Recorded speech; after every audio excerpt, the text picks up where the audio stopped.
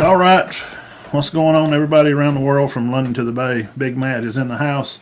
We got another special show here for you. We're going to go in here and talk about the SEC's new 2024 schedule and kind of break it down. We're waiting on the Birge to come in, and he's on his way getting it all set up right now as we speak. So, again, appreciate you guys for coming by. Hey, hit the subscribe button. We're only about 150 away from the 500 mark where we could really make a difference. So, but while we wait on that, let me go over here and kick this off. Hey, man, we still got guests in here. We got special guests. We got TriStar coming in loud and proud from the state of Tennessee. He's probably out on the road driving somewhere. So, what's up, old timer? What's going on? Well, actually, I'm not driving yet. Oh, okay. But as you can see, yes, I am your lovable and local TriStar. And as it says in parentheses, Clemson's father. Anyways, yeah, looking forward to this thing we're doing tonight. So when are they supposed to start going over who's playing who? I don't know. You know how the Big 12, how they kind of done that through. That flex schedule, or whatever you want to say, and to lock in those teams that can't get away. You can have locked in conference games, and they kind of laid out a lot of their schedule. And the show we went over Sunday, kind of give some emphasis on those games that would definitely be played, and going through some of those, they're definitely on the right path. So, but SEC, I don't know. That's a good question. Probably what we're probably gonna see is stuff like, of course, we're gonna see Texas and Oklahoma added to them. So that's what we're kind of looking for, see who they're gonna play. And we brought up that Georgia and Texas is gonna play. I've heard that today. I've heard Georgia's gonna be playing Bama this next year. So what are you hearing out there in the Twitter world? I haven't really heard much. I mean, it's just basically been whatever they're posting on social media. Yeah. Yeah, on 3 is where I say early this morning. The only ones I've seen that are pretty much kind of confirmed is with Georgia going to Alabama and then going to Texas. You think that'll be? You think those will be good games? I mean, is the Longhorns ready for the big dogs of the SEC to come to town?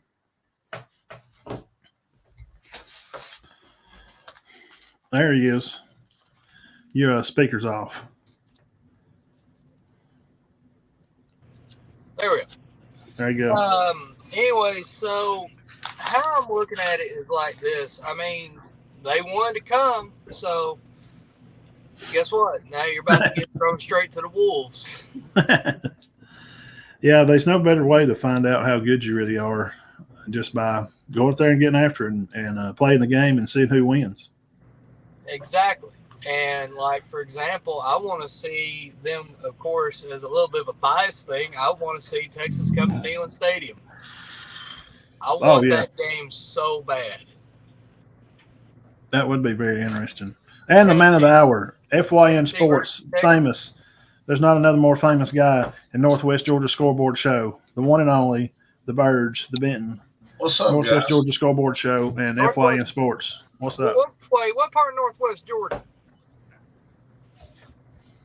What part of Northwest Georgia? Yeah. He's kind of Chattooga area right there. Oh, okay. Yeah. You're down there like Somerville Tryon area. Yeah. Yeah. Down there by Hayes State Prison. Around there, yeah, a few minutes from it. I know exactly where you are. He broke out of there just a few days ago. He's crazy. I would not last for that. That would not be a place for me.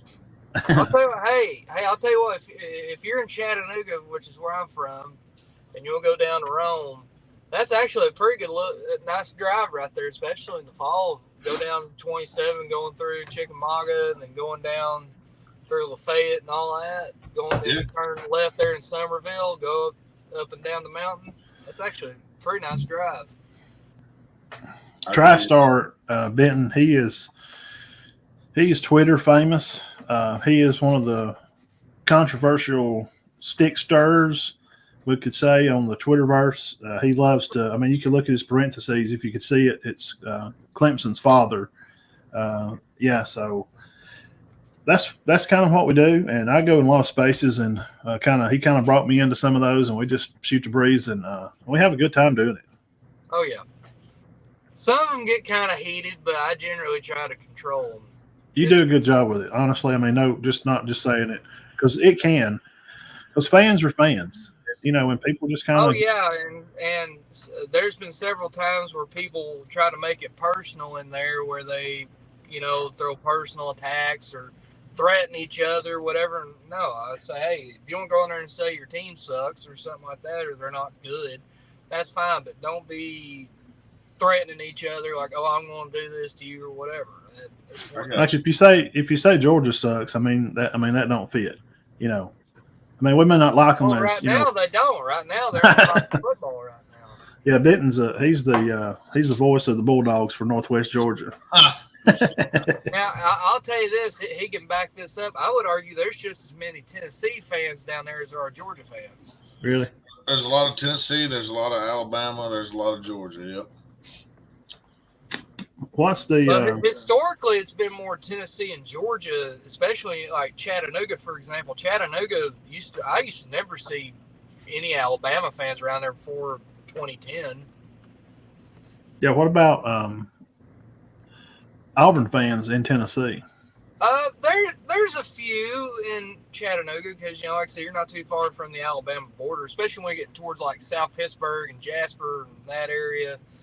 You're right above like Scottsboro. You see a little more Auburn, but generally over there it's more Tennessee, Alabama.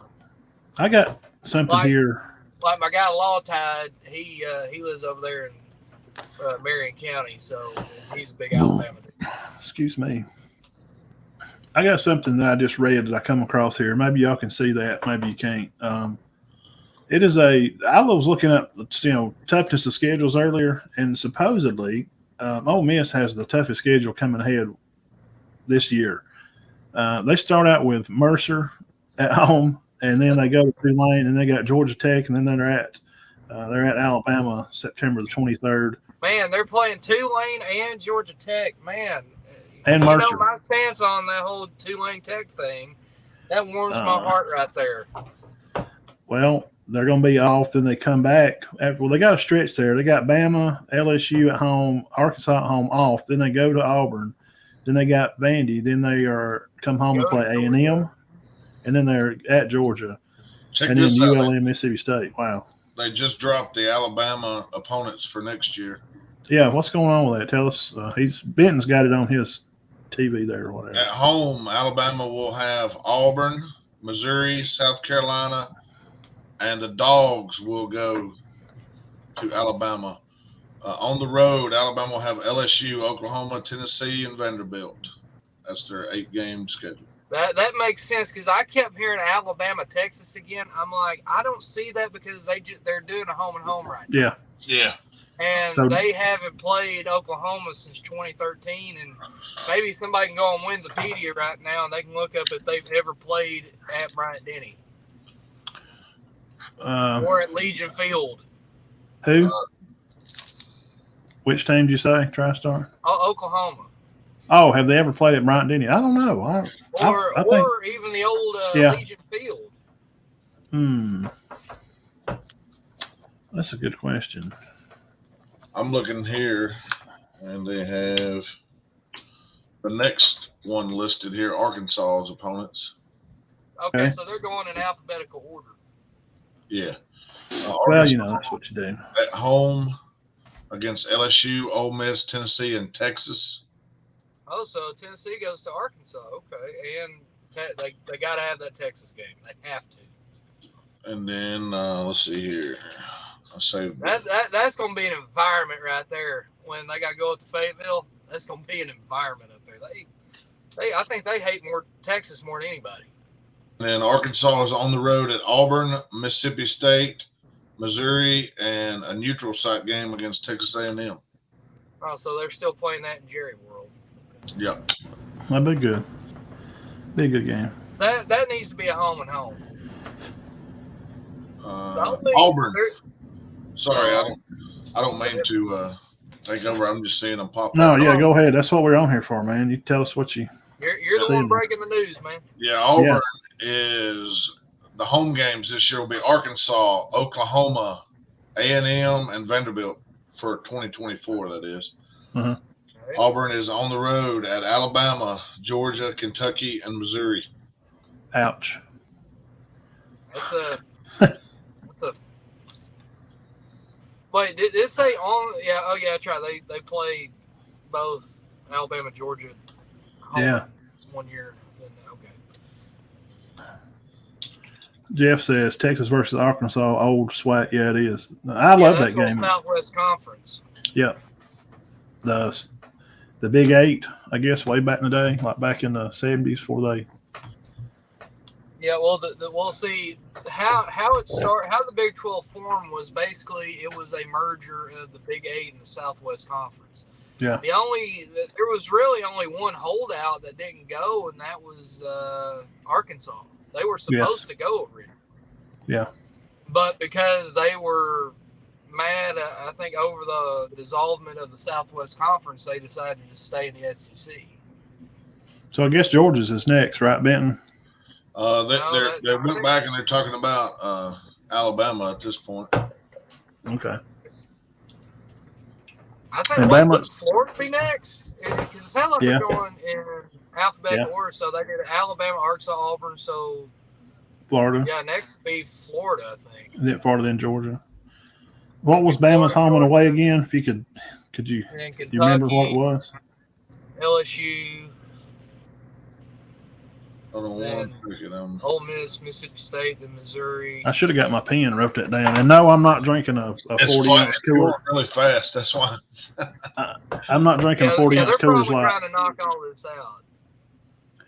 I'm not drinking a 40-ounce beer here. This is a Liquid Death. I just want to make sure everybody didn't. Oh, come on, man. We got to be partying, man. This is a party time. All right, so what we got next? Okay, I'm thinking Florida's probably the next two. The Gators. Let's see here. They didn't have Florida playing Auburn, did they? I did not see Florida and Auburn. That sucks because that's a rivalry I'd like to see come back. Be Auburn and Florida. Because they played every year from like 1920 something to 2002. They played every year. Okay. And they started making it semi-annual after that, but then once A&M Missouri, I got it here. Played hardly at all. Somebody's printing this stuff online when it comes out. That's what I was looking for too. I got one right here. Okay, there's Bama's. They got Auburn at home. Okay, because Iron Bowl's going to be okay. They're going to have Georgia at home. Missouri, South Carolina, not bad. They're going to go to LSU, Oklahoma, Tennessee, Vandy. Yeah, that's a good schedule. I mean, well, they're not getting rid of Tennessee, Alabama. They're not getting rid of that. No, you can't do that. I would frown on that. I think everybody would. Auburn, Georgia, Missouri. Let me write this down. Auburn, Georgia, Mizzou, South Carolina. That's home. And on the way is LSU, Oklahoma, Tennessee, and Vandy. Poor old Vanderbilt, man. I mean, geez. Well, it's what it is. So you got Alabama's schedule. You've got Arkansas. Did you have it down? And Auburn. That's the only three that's coming out. I think next is Florida. Yeah, should be. It's in commercial right now, but looking at Auburn. Yeah. What's there? And Oklahoma. So they go to. So Oklahoma has Auburn and Alabama coming out there. Huh. Before, wow, really? Ain't no way. How could they do that? What? Yeah, Alabama is at Oklahoma. Oh. Auburn is hosting Oklahoma. Oh, Oklahoma's going to Jordan Hare. Yes. Wow, dude, I looked it up when y'all were talking there about the Bama Oklahoma. It don't say. I mean, there's no kind of news about Well, they've probably Oklahoma. not updated it yet. I mean, I'm talking about in the past, like has Oklahoma ever went to Legion Field or?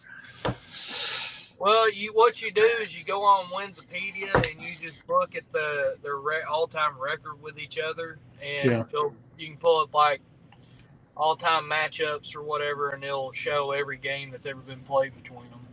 It gives a couple of bowl games, but it was like no kind of like home and away or nothing. Okay, Alabama and Auburn. Okay, I think this is that's this year's 2020. Yeah, darn it! Come on, they ain't even gonna give it to us. Good gravy, man. All right, they're back in the studio now. All right, go ahead and tell us what's up. Who's doing this thing, by the way? Who's hosting? It's SEC Network. Yes, it is. The Dorinoka. I like him. Let's see here. Taquio's in there. Okay. The Florida receiver, Chris Doring. All right, next up is Florida. At home versus Kentucky, LSU, Ole Miss, and Texas A&M.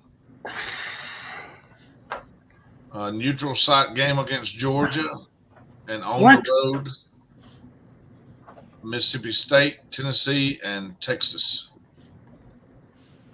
Oh, so they got to go to Texas. Okay. Yep. Now, it was Kentucky, LSU, and who? Somebody in Ole Miss and Mississippi State? Kentucky, LSU, Ole Miss, and Texas A&M. A&M. Okay. Coach Napier. Okay, I'm writing. Points are out. Okay. Georgia home. Auburn, Florida, with a neutral site game. Mississippi State and Tennessee. Wait! Did you say that it's at Georgia? Auburn's going to Florida? No, Auburn is going to Georgia. Yes. Yeah, this is Georgia's schedule. And then on the road, Alabama, Kentucky, Ole Miss, and Georgia's going to Texas. All right, Kirby. All right, Benton. Ain't no more than Ball States and Murray States no more. You better enjoy that this year while you can. Yeah. I hope the quarterback. We'll see how Beck's going to do. I like the other guy better. Vandegrift. Yeah, I just do. I can't help what I like. Watching him play, I watched him play in high school. Was covering him. I thought he might come to Bama. There may be a chance, and I studied on him a lot. He's a great thrower of the ball. Smart, real intelligent guy. So that would put Kentucky next? Yeah. Kentucky. Georgia next? No, Georgia, we're going to got him. Okay, so Georgia is home with Auburn, Florida, Mississippi State, and Tennessee. That's who Georgia has at home. And in away, Georgia will go to Bama, go to Kentucky, go to Ole Miss, and go to Sartland, play the Longhorns. I was thinking that they were going to have them go to Oklahoma because they were supposed to play at Oklahoma this year. Yeah. They must be going to get them on the next one. You know that flex schedule. I think they're going to rotate Oklahoma and Texas. Yeah. I'll probably assume that. Now, here's a good idea. I don't know if y'all seen this. Greg McElroy, he does a podcast, college football podcast. Oh, yeah. He said that they should reevaluate this every 4 years. That it's hard to take a group and say over the past 10 years. Now, Benton, when they start, you just interrupt us, okay? You just do. No, you're good. They're going pretty quick, so I'm getting some displays for us, and we can put them on my computer and talk about them there. Okay.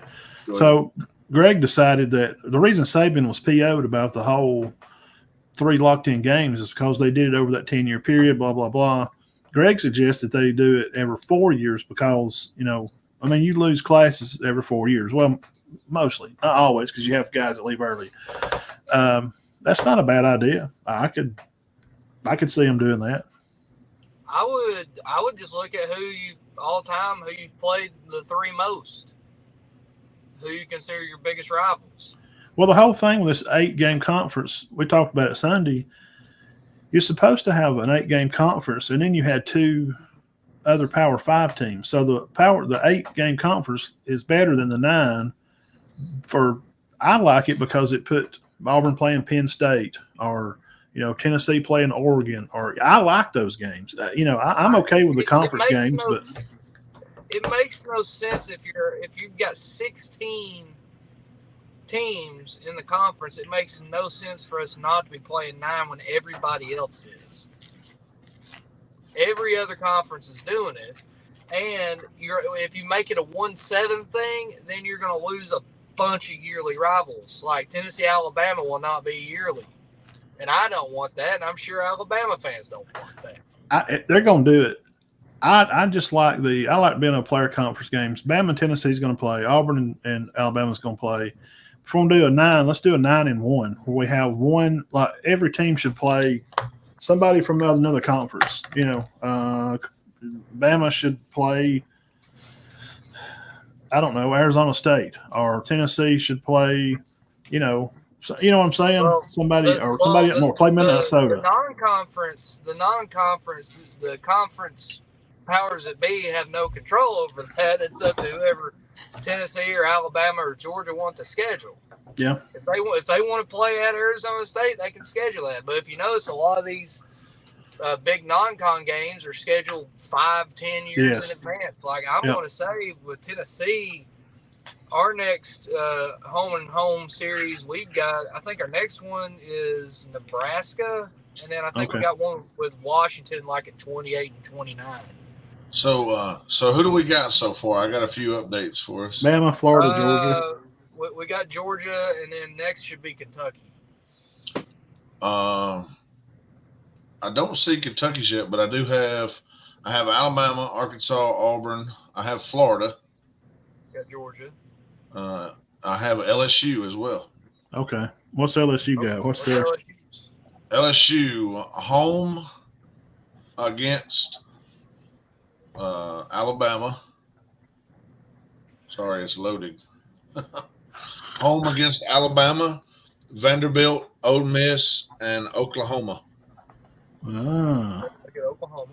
And LSU will be on the road against Arkansas, Texas A&M, South Carolina, and Florida. LSU gets to go to Willie B. That'd be interesting. Okay, let's look and see there. Well, they get Bama and Oklahoma, so they get the two the two better teams at home to play at probably, and I bet one of those are going to be a night game. I have an OU schedule as well. Oklahoma? Yep. Tell me when you're ready, Matt. Go ahead. Please don't be Tennessee on there, please. At home, OU, Texas, Alabama, South Carolina, Tennessee. Damn. On the road, Oklahoma will visit Auburn, LSU, Missouri, and Ole Miss. Because I want Tennessee, Texas, damn it. Now, who was the first one for the home game for Oklahoma? It's somebody, Texas, Bama, and SC. And well, it's neutral site against Texas. Texas, Bama, Tennessee, South Carolina. Okay. For the home. Yeah, well, Texas, that'll be played in Dallas. It'll be the Red River Shootout. Yep. Yeah, I like to keep that. You got to keep that game. You know what's funny? In that series history, they've never played at each other's stadium. Never. Never? Nope. I went back and I looked on Wikipedia. One time did they ever play in Austin or in Norman. Huh. They've always played in Dallas. But to me, there's only 2 games that should be neutral sites in terms of regular season. the Red River rivalry because of the whole Texas State Fair and all that stuff. Yeah. It's so intertwined with it. Yeah. And you're literally the same distance from Norman and Austin. Yeah. And the other one being the Army-Navy game. Yeah, I agree. I can go along with that. Like Florida, Georgia, there's no reason. It needs to be a home and away, man. That needs to go. Needs to be home and home. It is. Yeah. Who's next, Birge? I got Tennessee. All right, whoop it on us. All right. Tennessee will be at home against Florida, Alabama, Mississippi State, and Kentucky. Florida, Alabama, Mississippi State, and Kentucky. And then away. Vanderbilt, Arkansas, Georgia, and Oklahoma. Well, you got two. You're probably. So we get Heupel's return to Norman. Yeah. That'll be probably equally as advertised because the whole fallout with Josh Heupel and the University of Oklahoma. Yeah, you're gonna have to go to Georgia and go to Oklahoma. Yeah, that will be very interesting. But home, you do get Bama at home. Tennessee gets Bama at home, which we knew that because Tennessee's at Bama this year. Yeah, and like I said, they're going to keep that a yearly thing. I hope that's so. Why that's why you have to do the 3-6 thing. Yeah, that makes the most sense. Yeah, you're going to have to. Adding those two teams, you're just going to have to. I didn't mind them waiting another year. I really don't, because you might as well wait till Oklahoma and Texas come, and then they can at least have a say-so. If you're going to build an addition to your house for a new family, at least you could ask the family what side of the room they want the window on. Or, you know what I mean? Just something. Yeah, but if I had my way, Oklahoma, Texas would not be coming into the SEC. I'd have a completely different conference layout than what it is. I wouldn't be having two super conferences because it will not work.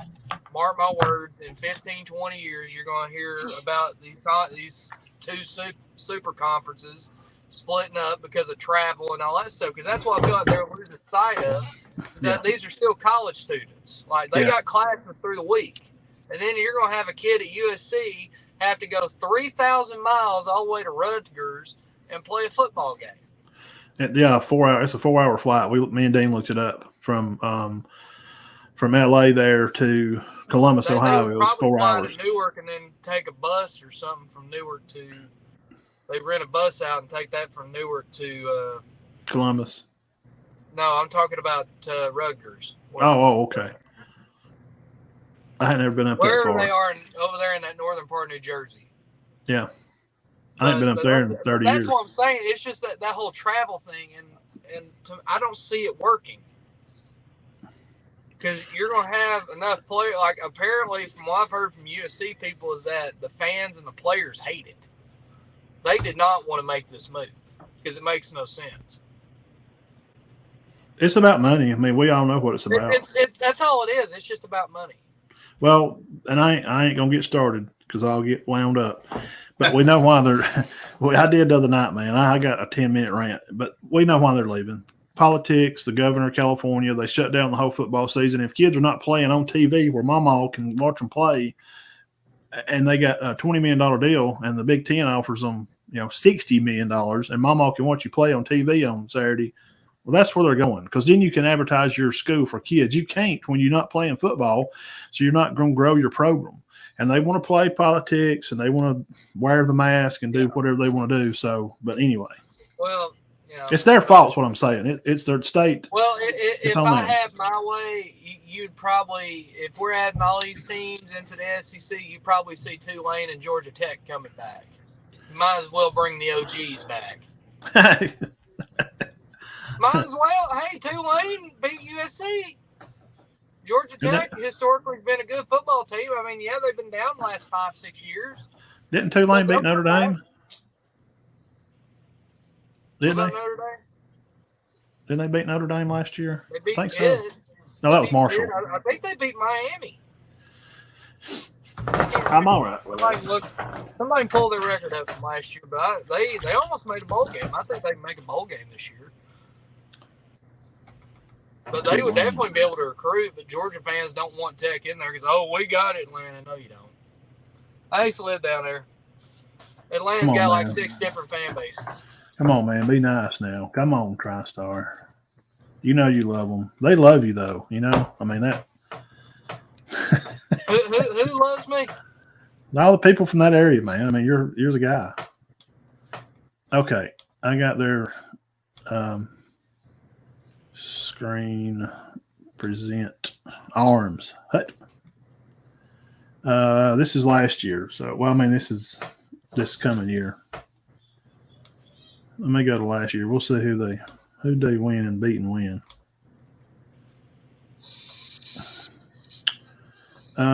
Tulane. They went 12-2 last year. Yeah. They lost to Southern Miss and to Cincinnati, I think. UCF. UCF. Yep. 38-31. They avenged the loss, I think, and they beat them in the conference championship. I think they avenged the loss. Well, they did beat USC. At Arlington, 46-45. What? Hello. And that was their first major Hello? game. Hello? Is this thing working? Hello? Hello. Hello. They just Tulane beat USC in a ball game. Hello? Is this thing working? Hello? That's pretty bad. They man. said that was the first New Year's Six level bowl game that Tulane has been in since 1940. Yeah. And you want to know a crazy stat? Tulane has more SEC championships than Mississippi State, than South Carolina, than Missouri, than Kentucky, than Vanderbilt. Let that sink in. But that's like saying like you eat more tacos than I did. I mean, I'm a fat boy. I'm gonna eat. Yeah. But again, a lot of people on Twitter give me a bunch of crap about that. Like, oh, we don't want them back. I'm like, yeah, I do. Why not? See what they do. Well, and they say, well, they don't add nothing. I said, what did Missouri add? Well, Vanderbilt's just, baseball, I guess. Well, yeah, they got baseball, but you can't kick them out because they're a charter member. They have to voluntarily leave. You can't go up and say, hey, you can't be here no more. They can't do that. All right.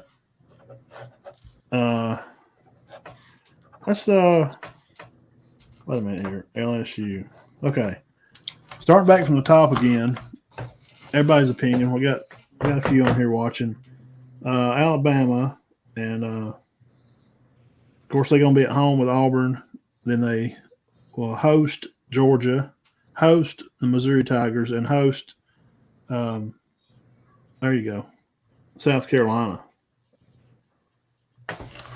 Okay, so they got the whole thing on there now. Hold on a minute. How about that?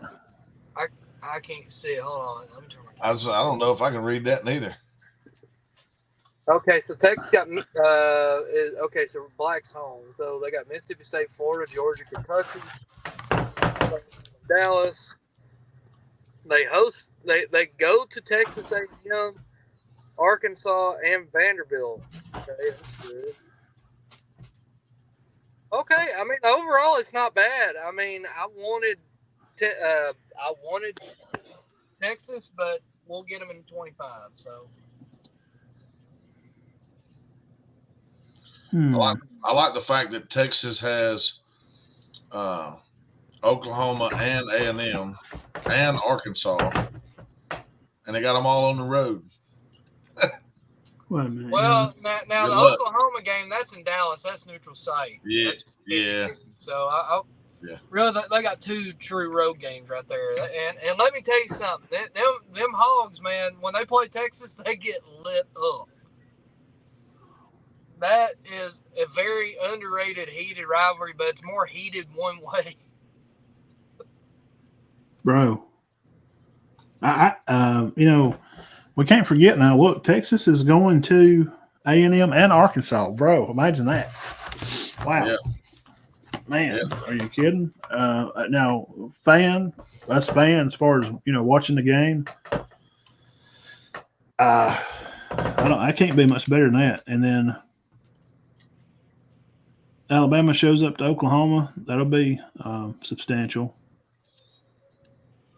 Of course, Tennessee going to Norman. That's Heupel's return. Yep. But now here's what I like. Me and TriStar. Me and you talked about this on one of the spaces the other day.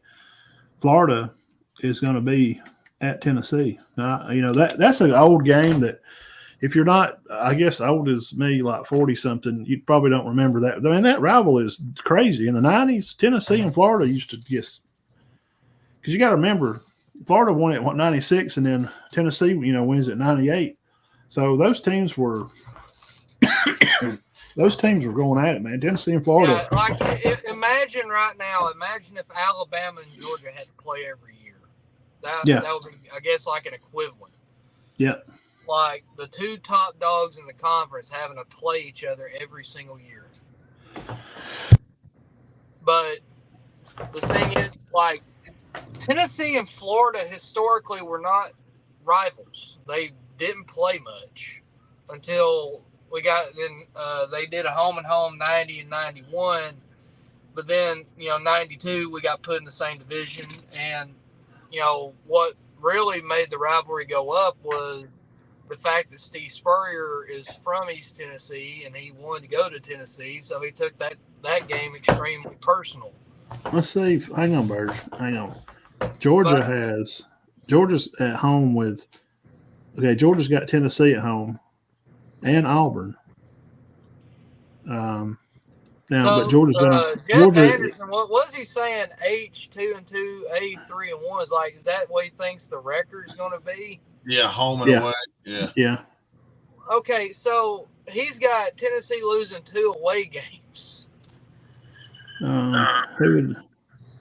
would that be? Georgia and Oklahoma? I'm Georgia guessing and Oklahoma, I would say. Yeah, if I'm just guessing. I don't see that. I don't think Oklahoma beats Tennessee. I don't. The only teams looking at that right now I could see beating us would be Alabama and Georgia. I agree. Tennessee can beat all those teams. I would think so. People saying this year, like, oh, Florida, they're going to be tough. They're going to be good. I'm like, no, horrible. I think Tennessee goes down to Gainesville and just absolutely boat races.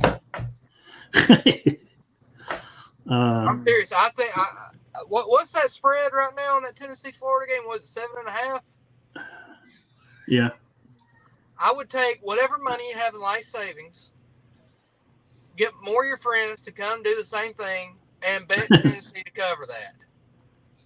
Birge, is there any games that you're concerned with on Georgia's up there?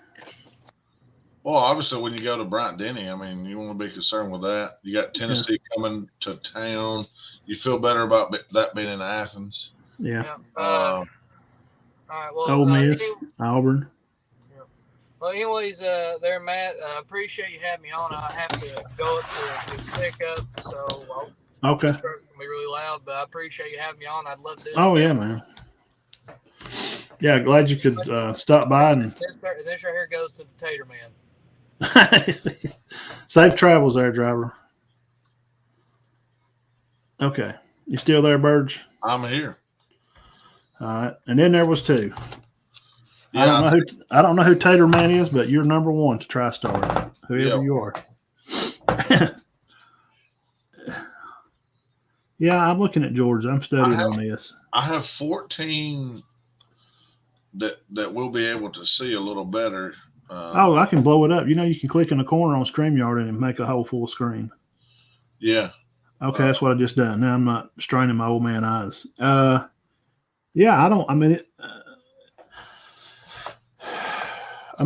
just Georgia's getting Texas, and you're probably going to still have Arch Manning. Quinn Ewers, right? So depending on who all they bring back and what kind of team Sark is going to put together this year and how many he's going to retain, that'll be important. So it being at Texas, that's going to be very fun, to see Georgia at Texas. Oh, I'm excited about it. I'm excited about Georgia going to Tuscaloosa. I think that's going to be an extreme challenge. Yeah, I bet tickets right now are going for $1,500 a pop.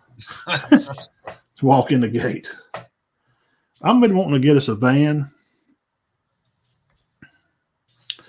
I've been wanting to get us a van and put like a big Matt and Todd Show stickers on the side of it, and just go to these college football games, and just pull up, break out the laptop, put out the camera, put up my Wi-Fi box, and just go live, like right there at the right at the back of the van. I got you. I mean that's how you get started doing this kind of stuff. I mean, just get out there and let people see you, and you know what I'm saying? I agree. I have all 16 now, and it should be really easy to see this. Let's see here. Let me go back on the comments. All right, Jeff, we hadn't forgot about you. I've just been studying here. How about that there? We're in the third year.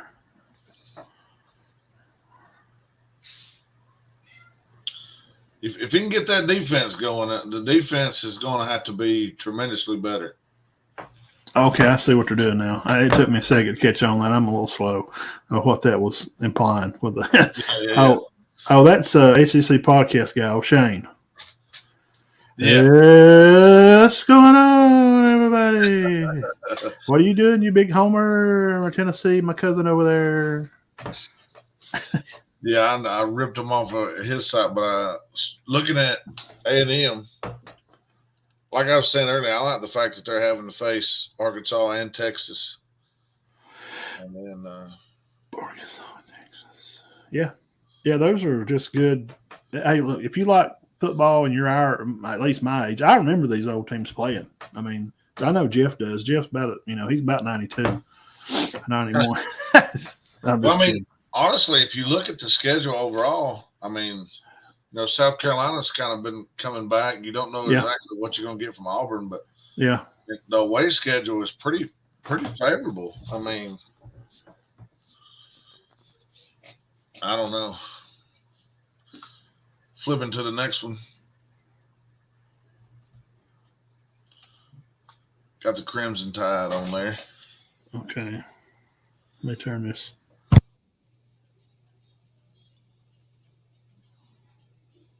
Okay. I mean, it don't look much different than It's just you see Oklahoma on there. I mean, that's they get to go to Oklahoma. But other than that, we're supposed to host Auburn anyway.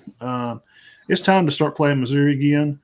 And Bama and South Carolina, dude, they ain't played since I guess 30, or was it South Carolina? Am I right? Yeah, I mean.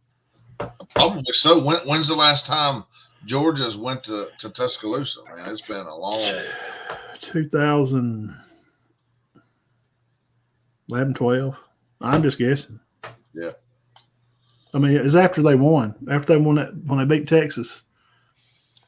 I mean, and just think, Bama and Texas are going to get locked up. And they ain't played since the title game, 09, Yeah. It's pretty interesting. Let's see here. Razorbacks. Ooh, Pig Subi.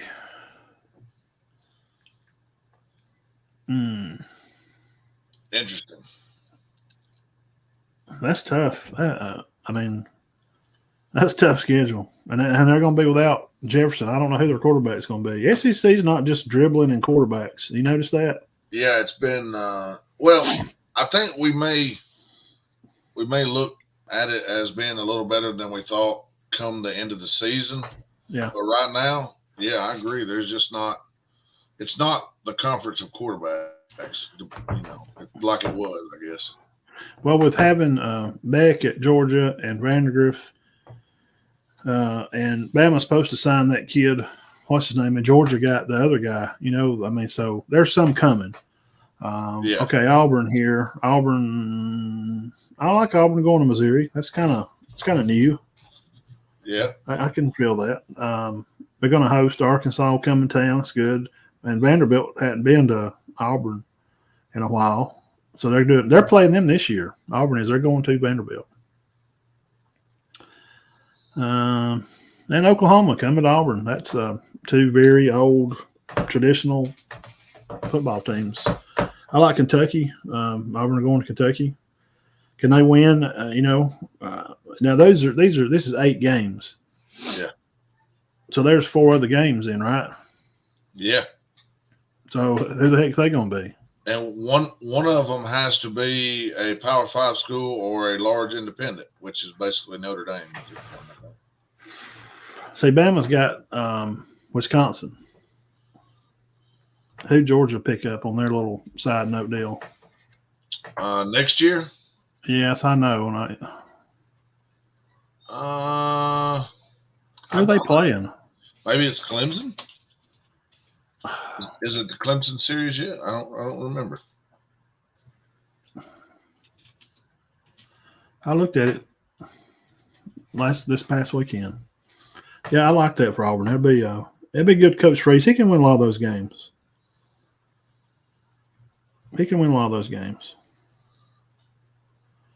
Arkansas, the Gators.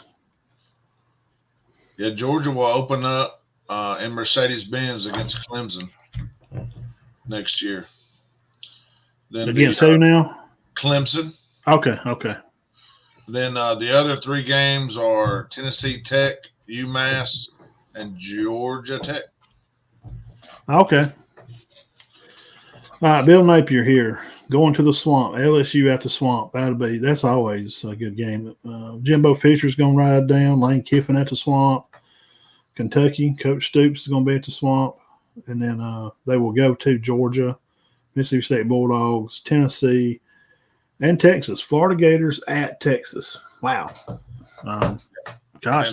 Florida will also host Miami, Samford, UCF, and then they'll be at Doak Campbell for Florida State. I'm telling you, Cristobal's going to get that thing rolling down there at the Hurricanes. I mean, don't give him too much time. He may be trouble for some of them ACC teams. LSU Tigers, go Tigers. We're going to go around here. We're going to wear home. We're going to tie Alabama and Ole Miss. We're going to have August all play Oklahoma. What did you just say? Hello? The only thing you got was go Tigers. So LSU's going to be at Florida. Well, we just talked about that. South Carolina. Yeah, I mean, that LSU Arkansas games, territorially, recruiting wise, when you're trying to do a home and away with Arkansas and LSU being right there, you're talking about high school kids coming out to the games. That's big. You want to win that game. The home team does. Poor old Vanderbilt. God, man. Yeah. They're like, I bet you won't play us in baseball, idiots. LSU will be at Allegiant Stadium in Las Vegas versus at USC next year. You got USC on the schedule, and they'll host UCLA at Tiger Stadium to go along with South Alabama. So LSU's opening next year at USC? September 1st at Allegiant Stadium versus USC. Wow. 7:30 on ABC. And that'll be a Big Ten SEC game. Yeah. Yeah, you're right. The Bulldogs.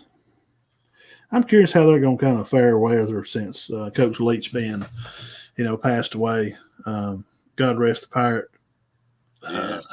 Because they're going to change the offense. So I'm curious.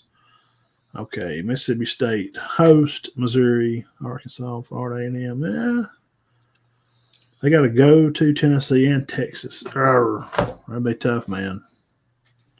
And be away at Georgia. Oh my God, they ain't winning probably none of those away games. I was going to say, look at their away games. That's just they ain't winning none of them.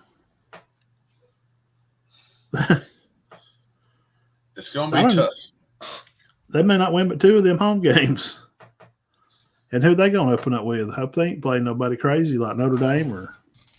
That's who I was looking up right now.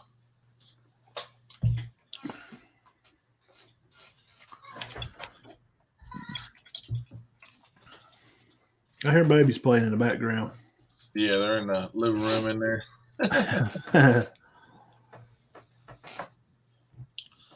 All right, let's see here. Mississippi State. Open up against Eastern Kentucky.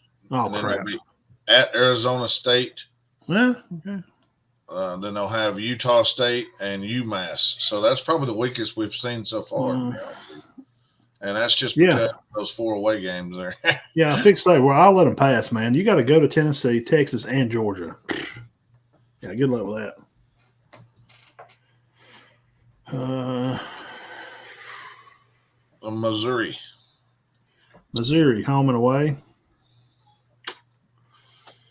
Well, they get Auburn and Oklahoma at home. That may help. They got to go to Bryant Denny and go over to A&M to see Revelry at College Station. I mean, I'm looking at the away games and 1-3 probably, maybe 1-3. Well, going to South Carolina, I mean, that ain't gonna be fun. He's got them kind of enthused. If it's anywhere an afternoon or a night game, it'll be ruckus. Especially if they've won some games. Well, now they're supposed to be, they recruited not terrible this year. I mean, they were in the top 60. So, yeah. As far as their non-conference, they have Murray State, Buffalo, Boston College, and that UMass team that's collecting some checks this year, man. That's about the 3rd SEC team that UMass is playing. Are they trying to build their band, or I don't know what they're trying to. They're doing something, though. We're building up our swimming team. Ole Miss home. They got the Bulldogs, Mississippi State, Kentucky Wildcats, Oklahoma, and Georgia.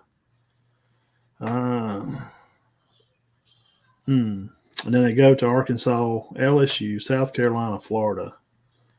Ole Miss. Lane Kiffin will be struggle away game. I would assume would be the LSU, of course. Yeah. And if they play down to Swamp at night, dude, that's just hard to play. And they got to host Georgia. That'd be a good atmosphere. You talking about a good game, like to be at, down at the Grove or the place down there at Ole Miss. My cousin did some construction down there, and he's not a football fan at all. And he said it's just awesome. It's just an awesome atmosphere. He was down there, had to work around that area. I've heard really good things about it. I've never been, though. That'd be the place to be. I would definitely love to be there while Georgia comes to play. Non-conference wise, you got Furman, Middle Tennessee, Wake Forest. No. Georgia Southern. No. See, this is what that's what like TriStars is talking about. He's like, well, we got to play, 9 games to keep these conference games. I know. Okay, let me ask you this. All right, let's just look at them, for example. All right. Next year, middle of the season, when rankings come out and they've been out for a few weeks and we kind of got an idea, how many of them teams on that page are going to be ranked in the top 25? Just be honest. 1, 2, 3, maybe 4. Yeah, I would agree with that. Maybe Kentucky's going to be 18 to 25. LSU could be a top 10 team. Yeah. South Carolina's if they're in there, they're an 18 to 25 team. OU probably a 12 to 18, and Georgia probably a top 10 team. Should be. Yeah, I would say Georgia be a top 5 team. OU be in the top 10. Kentucky's not going to be terrible. They're not getting a lot of credit, so they're a top 25 team. LSU is they're a top 10 team, man. He's going to be good over there for a while. They got dudes in state, and they're not leaving the state. Yeah. I'm not sure about our little fat buddy over at Arkansas. So that's what I'm saying. That's my point. It don't matter if we're playing 8 or 9. So what if we play 9? when it don't matter because the strength of schedule, you're still playing crappy opponents. It don't matter if they're in-house or not, because if your in-house opponents are still not ranked, because Mississippi State and South Carolina and Florida ain't been knocking nobody's britches off the past few years. Okay, so as of right now, really only LSU and Georgia are really dude. Oklahoma, how many games they win last year? 4, 5? Yeah, they lost a lot. They lost a lot, but they lost. I know a few of the games. Handful was by less than 10. I know. You know. Oh yeah, but if that don't improve some, It don't matter that the playing 9 don't matter. That's why the up north stuff. And Jeff, I'm not picking on you.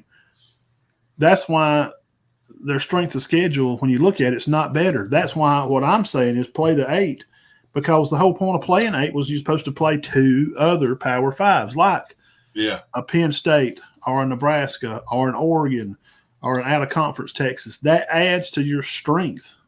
Yeah. Like Georgia's this year versus next year is not even close. No. About OU, first year in the SEC, they're going to get to host Bama and Tennessee. All right, good luck with that.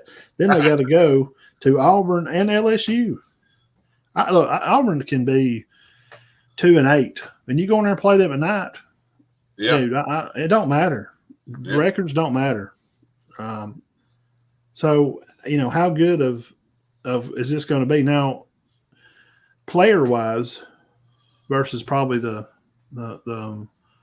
Big 12 where they came from? Yeah, there's more athletes over here because naturally the SEC puts out more draft picks. Okay, I can dig that.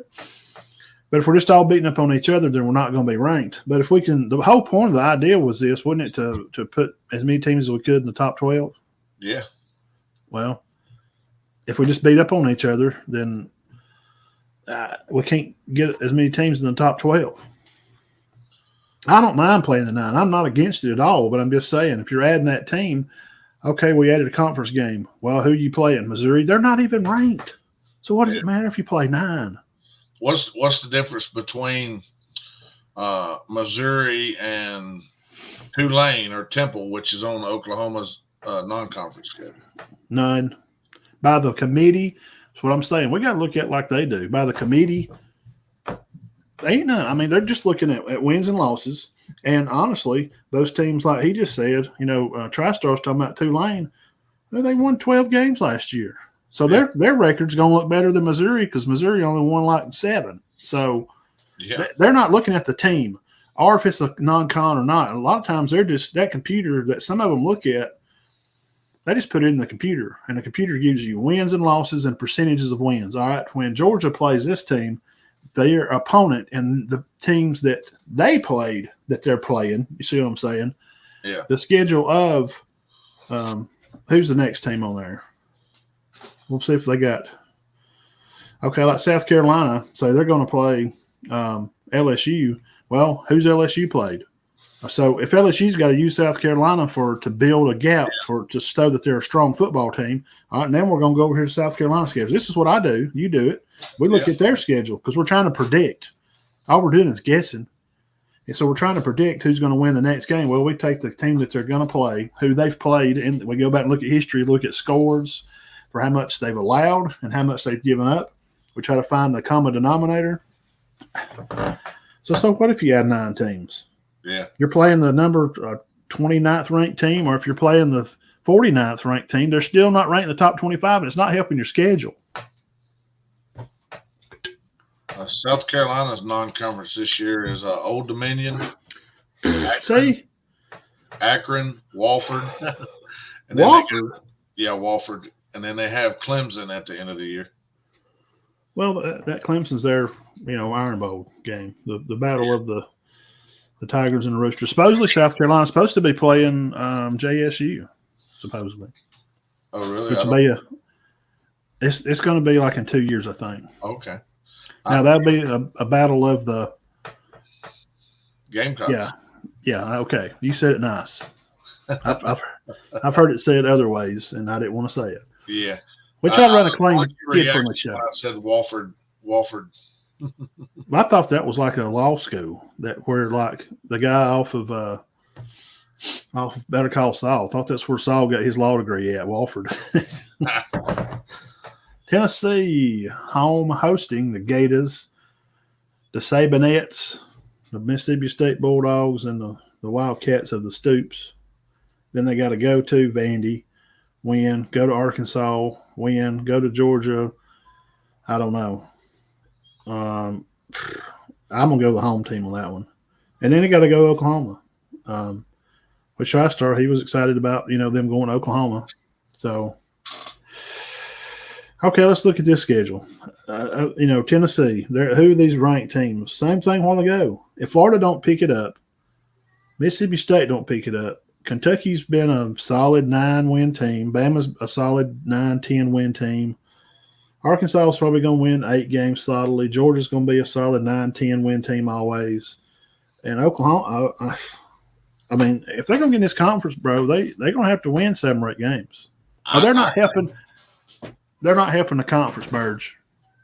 I hear you. Are they? Am I? You know what I'm saying? So what's the point of adding them? If they're not going to help. I mean, if it's not going to help our brand, then because Texas came and the prestige with Texas.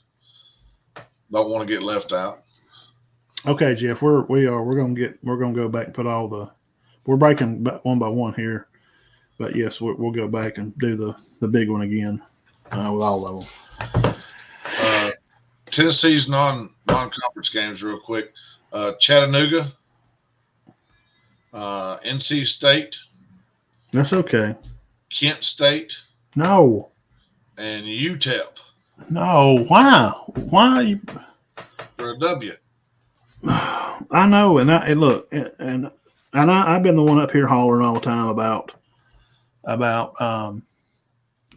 the small schools not being able to get the checks, because when they go to this big super conferences, like the Louisiana Monroes are not going to get that $1 million check from Bama, for example, to have a band, for whatever. So, yeah, but they're playing like 3.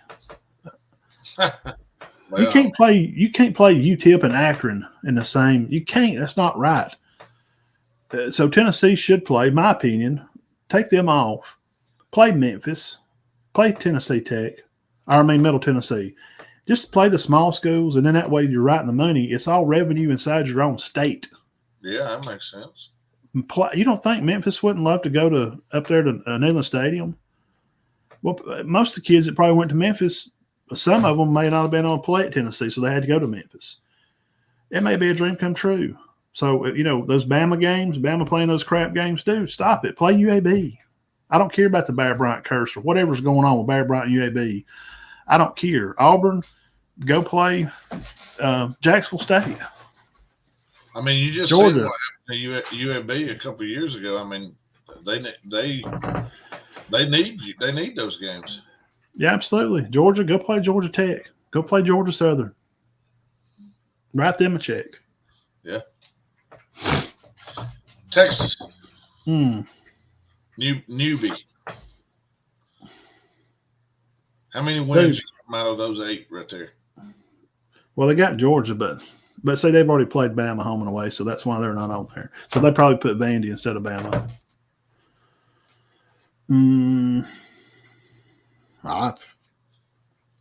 I don't know. See, it's so up in the air. I'm not sure where they're at. How bad are they? Getting to host Georgia will help it being there at Arlington. Or where's it at? It ain't Arlington. That's the Cowboys. Yeah.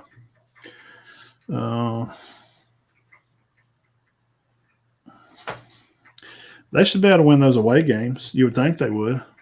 Yeah. Now, A&M, Jimbo's going to put it together sometime. He's had 2 good recruiting classes. Well, he's got, what's his name? Colin Petrino, ain't it? Colin's offense. Yeah. We got him reinstated. They're waiting on Jeremy Pruitt to get reinstated. So Saban's going to try to bring him back. I think he tried this time, but yeah, what's the final outcome on that? What's Pruitt's outcome?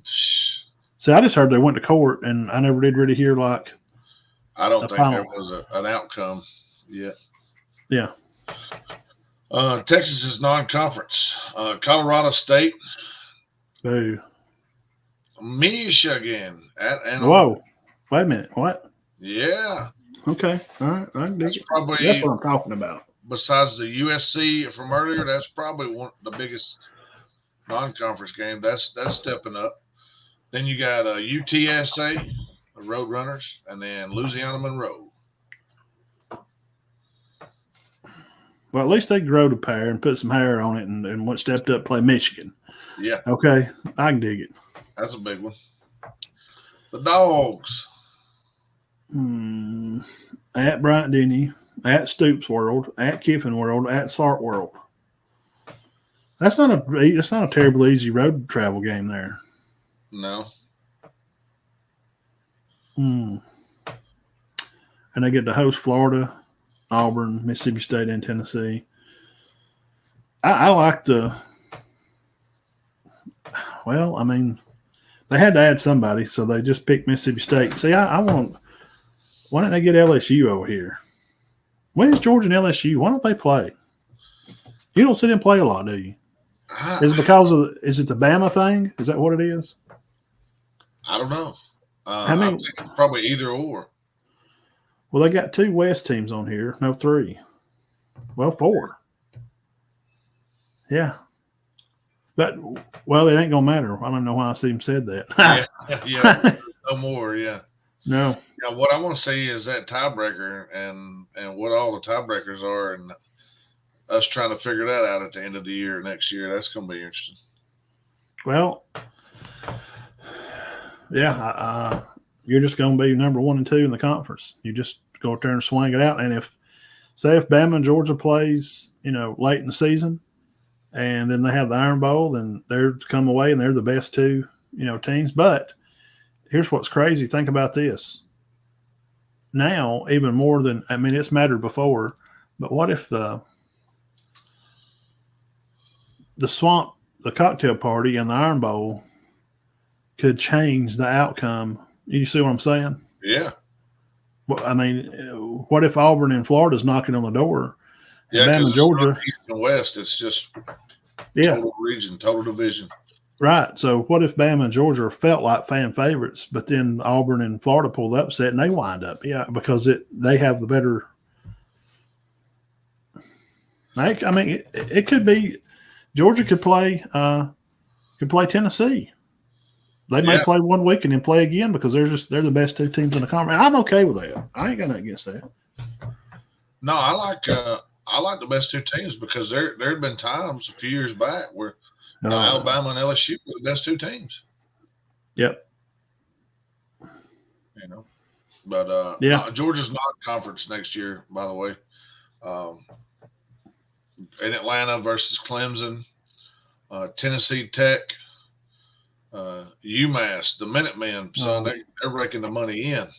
God, how many teams is that? Is that 5? That's they're going to play like we'll just play all the SEC teams. We'll take $1 million a game. That'll put us at $10 million in the season. Now we won't have a football team because they'll all be hurt with crushed legs. I'm going to pull their 24 calendar up. All right, here we go. Eastern Michigan, Toledo, Buffalo, Miami, Ohio, NIU Huskies, Missouri, Mississippi State, and the Dogs, along with Liberty. So I thought there was one more. I did too. That's still 4 good games. Liberty's they're not bad. No. All right, let's see here. Where were we at? Oh, yeah, Georgia Tech at the end of the year. UK. Okay, Kentucky's going to go to Florida, Ole Miss, Tennessee, Texas. And they will host South Carolina, Georgia, Vandy, Auburn. I see here they're missing LSU and Alabama, so it's not a terrible. Nice, yeah. Not so terrible. You're getting Ole Miss and Texas, which Texas, we don't really know yet. But you got Auburn, which is kind of rebuilding. I think they'll be fine though, especially by 24. They should be better. Vanderbilt. I don't know. Not a terrible schedule. Well, they're going to have 2 maybe 3 ranked teams on here, and then I mean, Ole Miss is a top 20 team, so Yeah. Auburn's going to be a top 20 team. So you got 2 top 20s. Georgia's a top 5. Tennessee's a top 5. Texas a top 10. So, but dodging LSU and Alabama in the same season, that's and you get Vanderbilt, and you get the newcomers on the block. I will tell you this: that probably doesn't set up good for the 25 schedule. No, because then they're going to have to go to Auburn and Georgia. And they're probably going to end up with LSU and Alabama. You never know. And Oklahoma. So they'll get Oklahoma and LSU. Yeah. So their non-conference is they're actually playing at Akron. Oh, come on. Zip. They're playing the Zips at the Zips home field, which is What? wild. Yes. And yes, their stadium in Akron, Ohio is where it's listed at there. So they're just going to let them probably have the gate. I guess so. And then Ohio Bobcats, they're going to Ohio a few times. Okay. Not too far away, I guess. Now, Ohio Bobcats, they're not terrible. Yeah. Murray State. No. And then November 30th, they have Louisville. Now, Louisville, Dean did a spot on them. They're not going to be too bad, man. They're really not. They've got they got transfers in the right spots at Louisville. Vanderbilt Commodores. Oh, God. Bama, Texas, Auburn, LSU. Tennessee. And Tennessee. Hello. Is anybody listening? Well, what gimme games they got? South Carolina? Now, if they want to schedule the meat packing department up there at Chattooga or GNC Groceries, I ain't going to say a word. Yeah. Well, I mean, honestly, their non-conference is a little better than some, worse than others, I guess. Virginia Tech. It's a good team. They do have Norfolk State. Well, that's okay. SMU, Yeah. which is not a terrible team. Well, And in Atlanta versus Georgia State. wow. Yep. Well, dude, you play Tennessee, Alabama, Texas, Auburn, and LSU. They might as well just have took off Kentucky and put Georgia on there and just went ahead and lost every game. They might lose every game besides Norfolk and Georgia State, maybe. Georgia State ain't slouchy. No, I agree. They got some ballers from around those areas there. I think, if I'm not mistaken, I think that's all 16 teams. Yep. Is this the screen that our man wanted back up? Oh, the big one. Yeah. Vandy might beat Missouri. I guess. All right, Jeff, there it is. That's the whole shoot match.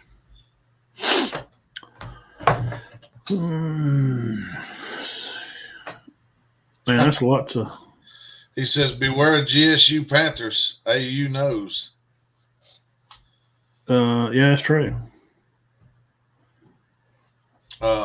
As far as the Vandy might beat Missouri, man, Missouri is a weird place to play on the road. Well, they give Georgia. Georgia never plays good at Missouri. They almost beat them last year. They give them a fight. Last 2 times they went to Missouri. Okay. Yeah, we had to. I don't know if you remember Jacob Eason. He had to lead them back late years ago. Huh. Before he transferred to. Oh yeah. Washington.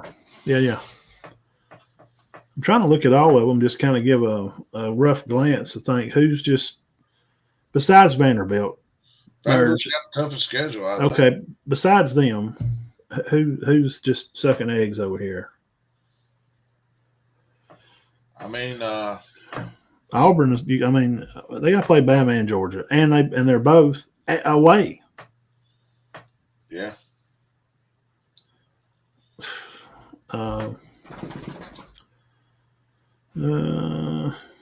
Let's see here.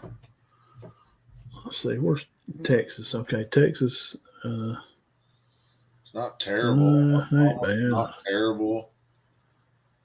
Oklahoma's got Bama and LSU, and see, Texas don't. Texas don't have. All they got is Georgia. So welcome newcomers to the league. Texas is probably walking around the room over there, sitting in the corner, having a drink of punch, talking to a lady. Oklahoma's over there, stomp kicking the wall, mad. He's like, "What? I got to play.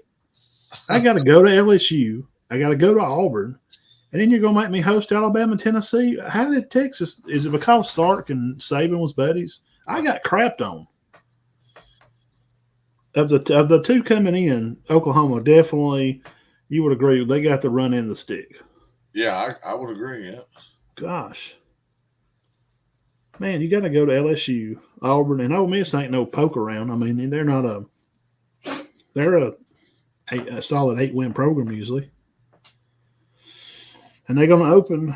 Well, not open, but they're going to play. Of course, they're going to play each other. Texas. So, but they got to go to Bama and Tennessee. And hey, look, I've said this before, and I'll say it one more time.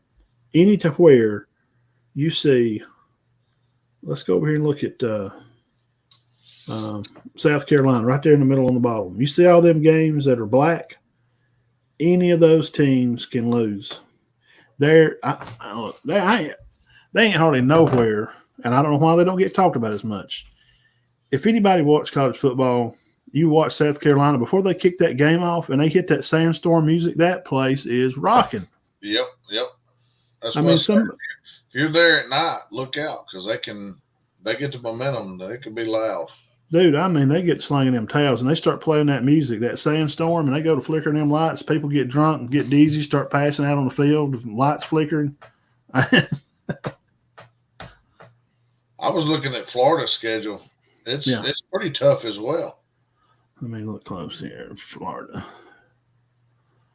The Gators. Okay. All right. The games in red are their away. So Florida's going to, Mississippi State, Tennessee, Texas. That's going to be a handful for kind of a new coach. Depending on how Florida plays, they could easily go 1-7. Who's their non-con? Let's see here, Florida. Right now, I'm sticking with Auburn and Oklahoma. They're standing over in the corner, just like they're taking their little card and shredding it into little pieces and throwing it in the air and kicking somebody. They just kicked the teacher in the shin. They're that kid right now. Remember, Florida has Samford, UCF, Miami, and Florida State. That'll be okay. Florida State's going to play them because they're getting better. We've covered them twice. Yeah. We've been holding off on the SEC coverage teams. So we've been doing Big 10, Big 12 teams, and Pac-12. We broke all them teams because now, with this coming out, we was trying to wait till I wanted to wait another week or two, and then we're going to start doing SEC teams every week. So now with this out, LSU is going to Arkansas. That's not bad, man. Their tough games are at home. They got Alabama and Oklahoma at home. LSU's fine. They're going to be good. They're not going anywhere. That's a favorable schedule for next year. I look for them to win same this year. They'll win 8 games. There's 9 games. Josh Pake that runs the Lake. Yes. He posted on there 6 minutes ago. Surprised Arkansas not getting a top rope elbow from the league office on this schedule release. Shocking. Well, they got LSU, Tennessee, Texas at home. That's not too good. And they got to go to Auburn. But compared to what they've been having. Oh, yeah, it has been bad. What was the year before last? Oh, man, it was tough. It was terrible. It wasn't last year. It was the one before, I think. Yeah, it was terrible. Well, I just looked up, when you was coming on, I was trying to kill some time. So I was just looking at news, the toughest schedules in the conference, and they said Ole Miss. So I went over and looked at their schedule for this year. I don't see it. I don't know what they're talking about. Toughest schedules in the nation? I don't know. I looked through it, and they're kind of hard. They're back end heavy, but I didn't see. And on this one for 24, Ole Miss has got. They got Georgia and Oklahoma at home. they only got to travel to LSU. And like I've said, going to Florida is always going to be. Florida's like LSU at night, man. You don't know what you're going to get down there. Those fans are wild, and it can be a big atmosphere. Hang on a second.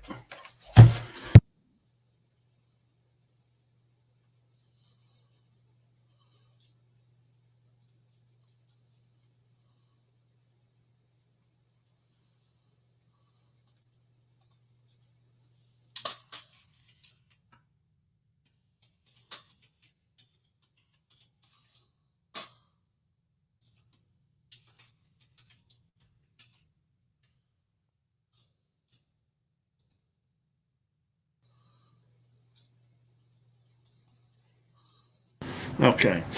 What'd you find out about Florida?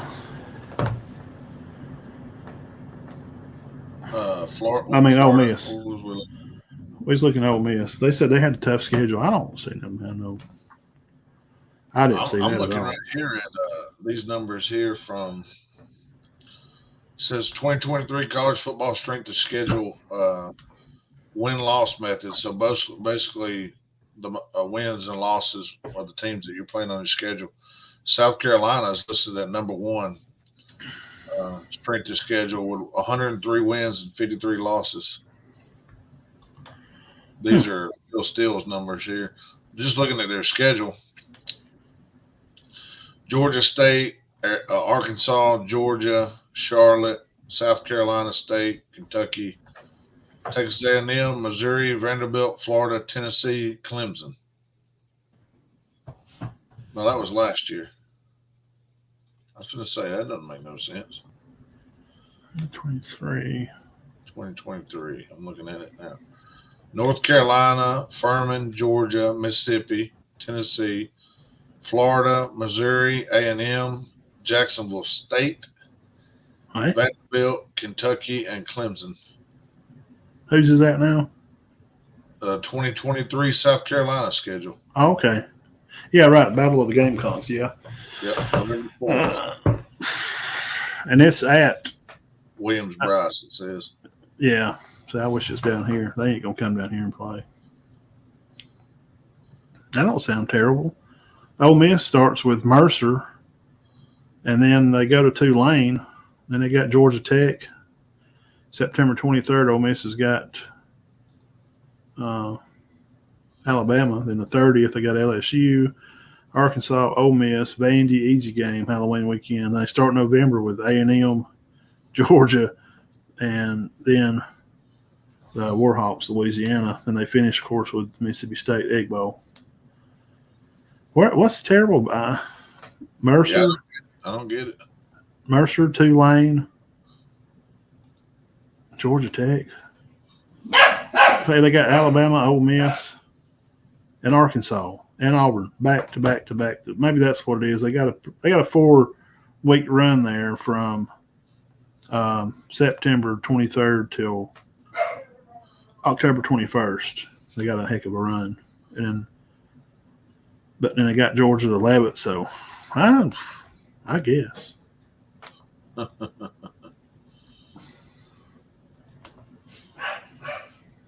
was looking at that Ohio State schedule for this year. Yeah, I hadn't. Jeff, what do y'all? Who y'all playing non-conference? I'm playing Petticoat Junction and. Let's see here, 2023. They have Youngstown State. No. Western Kentucky. No.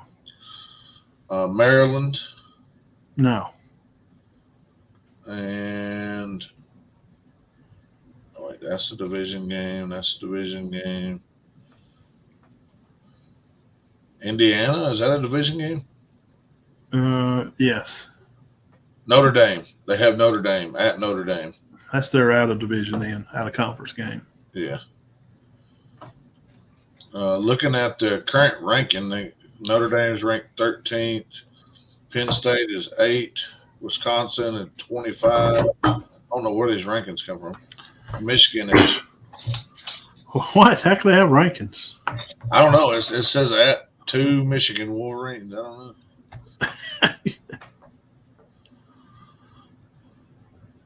Don't know. Anyway, maybe it's last year's final it's rankings. interesting. Not too bad.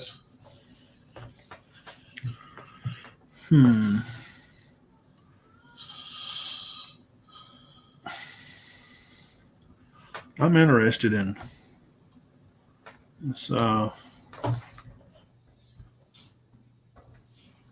come on.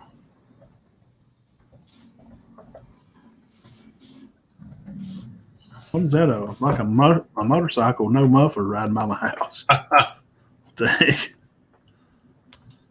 That thing's backfiring and boom boppa boom boppa. Going crazy, ain't it? Ohio State opens, yeah. In Bloomington. What are they doing, Jeff? Why are y'all playing in Bloomington? I guess they're playing at Indiana's house. They're going to open at Indiana? Okay.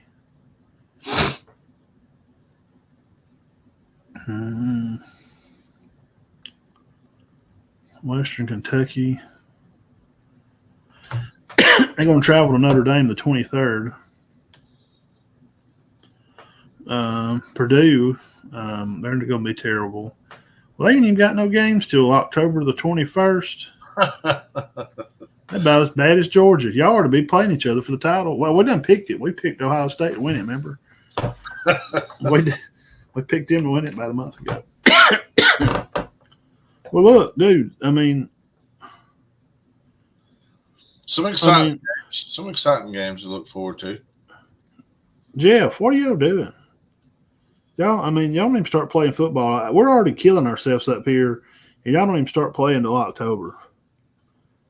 I mean, Purdue's the 14th, I guess, if you want to count them. But then they play Penn State October 21st. The 28th, they got Wisconsin. November the 4th, they got Rutgers. Purdue. November 11th. I think Penn State's going to be pretty good this year. Oh, yeah, they will. But, I mean, they ought to be rested, Birge. I mean, by the time y'all ought to play Ohio State and Georgia, they need to play. I think they do have a home and home coming. I think I remember seeing something about that. That'd be interesting.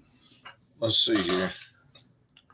We got to get off his. Georgia's got some interesting schedule coming up. Well, they are too. That poo-poo stuff this year, man. Y'all come off a repeat title champs. You play. Hey, what did Saban say? You play who's on your schedule. Yeah, that's all you can play. Ain't nothing they can do about it. But anyway, I'm pretty sure. You take the good with the bad. You just have to take the good with the bad. Yeah, and this is pretty bad, but I'm pretty sure that Oklahoma would have made it a little better. Well, tickets. You'd have sold tickets. Yeah.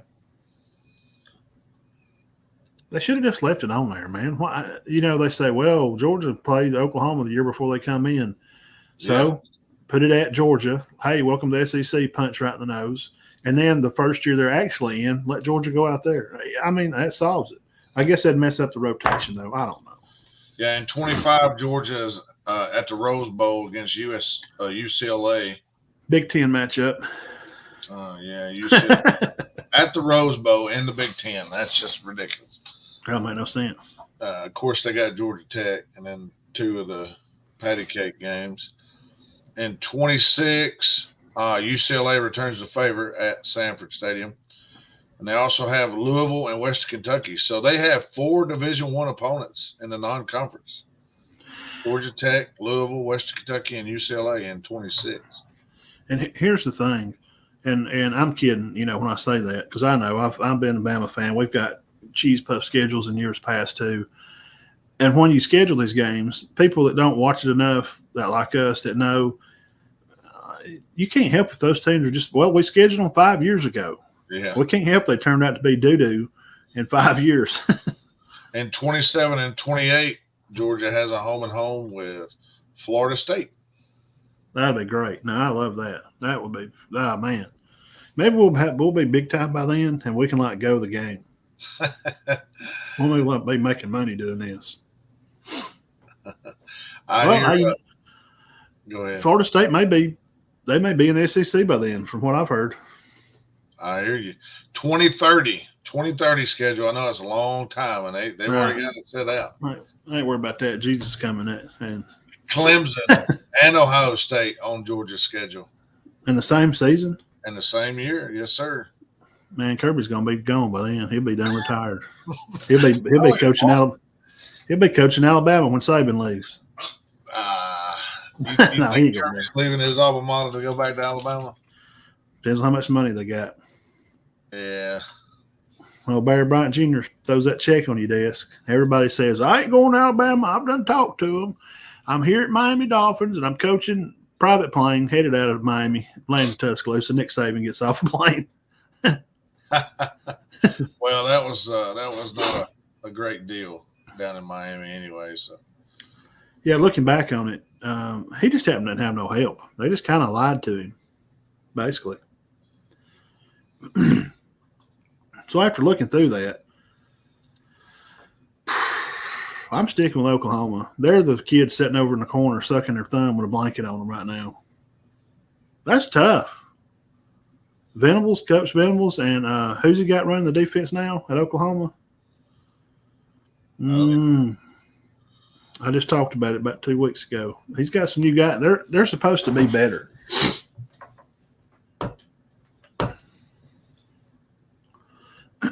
If he don't get it together and he don't do something, because that schedule we just looked at on the screen with him, no. Wait a minute, what the wrong button? That's going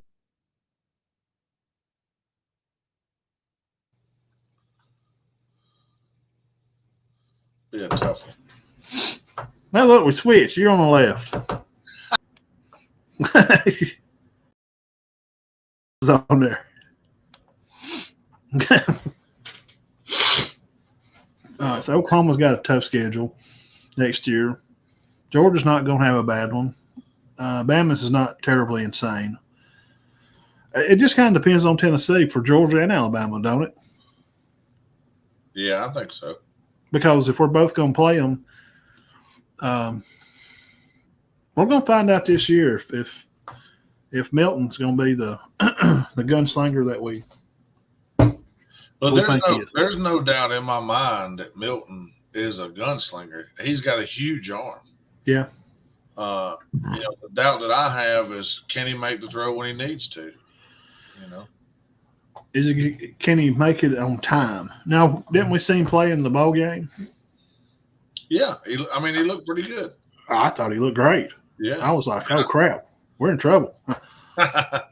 Georgia and Bama. Now, I think Georgia's defensive backfield is going to be a little better than Georgia's this year. Defensively up front. People.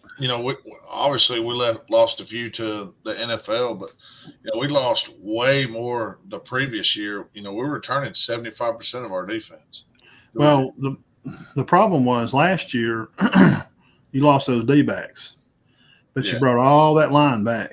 Now all of them are gone, but you retained some D-backs from last year. It's kind of switched, but we're not being as nasty. Georgia ain't going to be as nasty up front on the defense line as they was the last 2 years.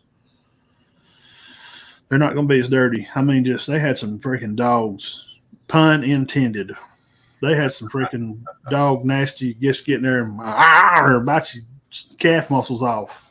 They're not saying they're going to be bad. They're still going to be a top 5 defense. Kirby Smart's running it. He knows what he's doing. Yeah. There goes that motorcycle back. He's pulling up that hill.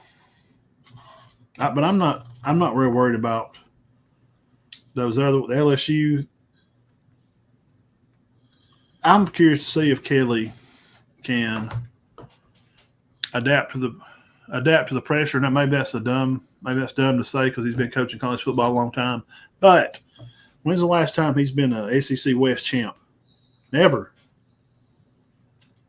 And now he's got to come back this year and defend his SEC West against seemingly I don't know if it's true or not, but seemingly to be a agitated Nick Saban Alabama Tide team that seem agitated, that have some old players actually coaching down there again. It's got them not just worried about their mouthpieces, but actually go tear people's faces off. And for people to be scared of them, that's what it was this year. Nobody's scared to play Alabama.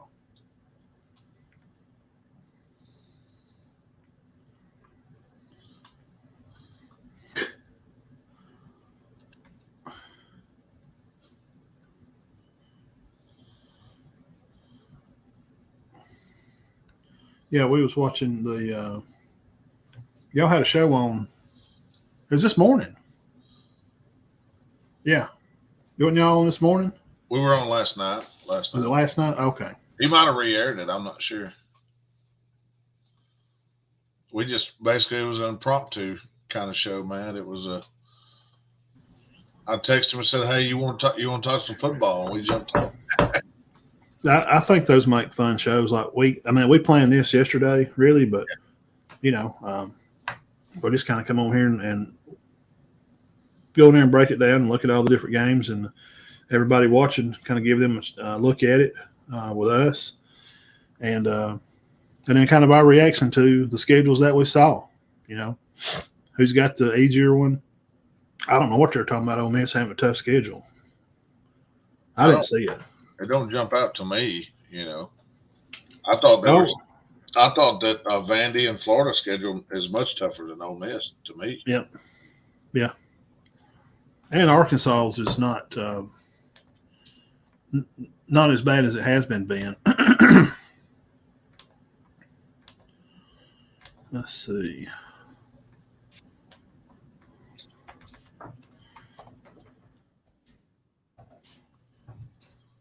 And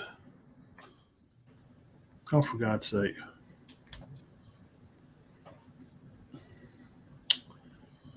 Let's go right here. I'm going to go right here, do this, and this.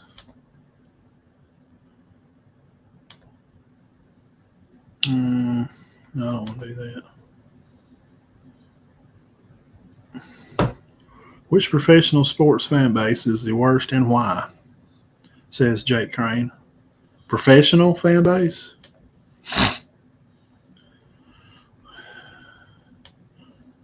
This isn't even a conversation. It's the Yankees.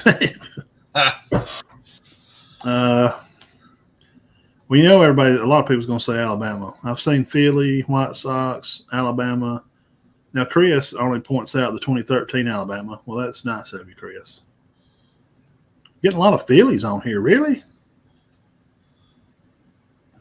Maybe this is from a different demographic than I don't understand. I don't know about that. TriStar's probably got a space open somewhere. Have you ever been on a space with him or seen him on Twitter? I'm not sure. His logo is it's just the state of Tennessee with a little, the 3 stars, their state flag or whatever. He's always got a space going. If you're on there, just go by there and hit one of them. Alabama set to play Oklahoma during the 2024 season. Now, everybody's going to be talking about this tomorrow. Yep. This is going to be, and you didn't have to go nowhere. You just watch it right here. Auburn fans to the Georgia fans, says Jake Crane, after seeing who the Dogs play in 2024. Welcome to my life. It's still not as bad, man. Auburn's just, the oldest, ain't the rivalry of the South, the oldest one is Georgia and Auburn. Am I correct? One of. They've been playing forever. Since right after the Civil War. That's when the buzzard circled the field when Auburn beat Georgia, and they thought it was a gold eagle for some reason, but it was a buzzard hovering around dead cows. What? What? Nothing. I didn't say a thing. Is Mike on? Is anybody listening? And then the guy wounded eagle back to. Trust me, I've read the story, but Oklahoma 2024 SEC. Yeah, we've talked about that one there. On 3 does a good job there. You ever keep up with them?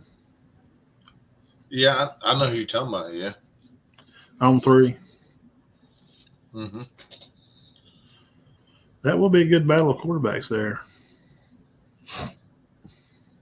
That Nico boy is he's pretty good. I'm excited about the 2 guys that Georgia's bringing in. Yeah, I seen one of them. The quarterback and who's the other one? No, I'm talking about both quarterbacks. To be honest with Oh, you, I don't know if you've seen much film or read on the other guy. Besides, obviously the 5-star guy, Raiola. yeah. I'm sure you've seen him. Uh huh. The Yeah. other guy, I really like the other guy too, and I'm Who is he?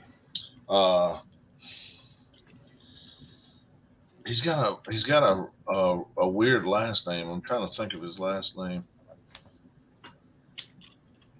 Let me pull him up. See, when you look it up, you see Dylan Raiola everywhere. You don't see the other guy, but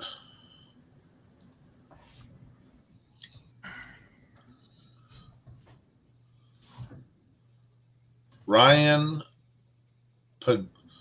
Puglisi. Yeah, spell that one. Puglisi. Pugsley. He is from Connecticut. Number 2 quarterback in the state, number 11 in his position, and top 150 nationally.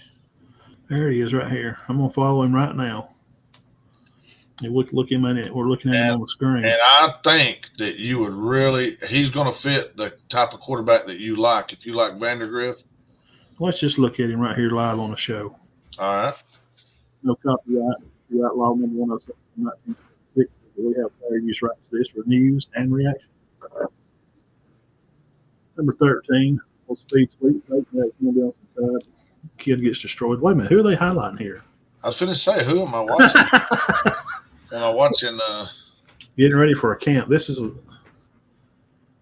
posted the other day. So this is some stuff of him, and he's playing. Must be some other guys on the team there. Let's see if I can find a. This is on his page. Some stuff. Some guy must be some of his teammates. There's his thing here. There's another guy, Jordan Thomas. Ryan shared his post. Let's see if I go to his media if there's anything. Jake Hines.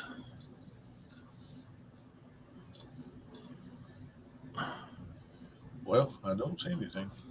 Huh. I guarantee you there is. It shows on his Twitter page here. We're looking at. See right here. He's got in his bio at Georgia.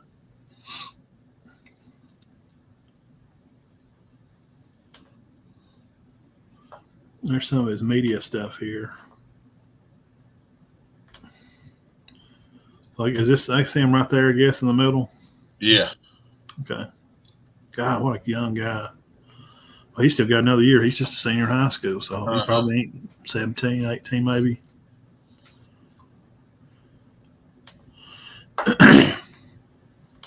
Let's see if he had a huddle on here.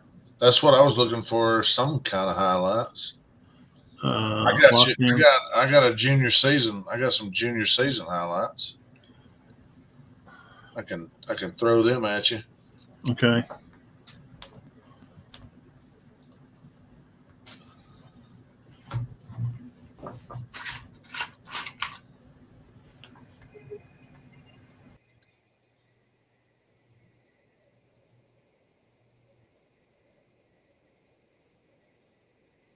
That was a nice throw.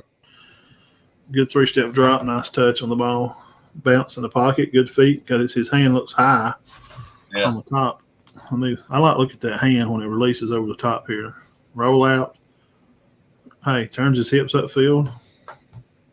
I'm telling you, I think I've watched this film. I've watched some others, and that's a bullet right there. Really That's like the step on the ball.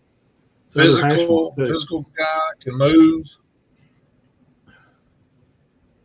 Made a good move at the sideline. Pick up 10 extra yards there. 1, 2, 3. Step up in the pocket. Nice zip on the ball. So he's throwing from that other hash. Okay, so he's on the far hash. Pressure in his face. Backs up nice pressure handle, Yeah. Makes the handoff. Quick drop. Nice deep ball. On the money. Yeah. POA here. Quick ball in the middle. Let's the receiver make a move on the guy. Let them make the play. And I know Raiola is getting all the attention, but I like this guy a lot. Well, it happens because that's who, if 24/7 wants to spot him, over like Arch Manning. I don't think Arch is that good. This guy looks just good as him. But I'm looking at his line. Let's look at his line. I mean, what kind of protection is he getting? And who's pushing against his line? They're not a bunch of 5'10", 200-pounders. They don't look like it, no. The defensively against. Now, where's he play at? Connecticut, I think. Okay. He's one of the top quarterbacks out of Connecticut.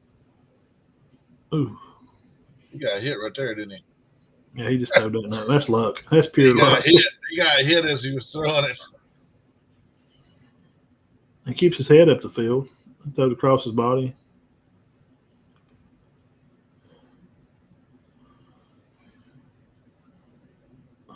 That's a good ball there. Dropping the bucket. Yep. I think he dropped it. I think they cut it because he dropped it. He might have. It was a good pass. Good block by the running back there, too.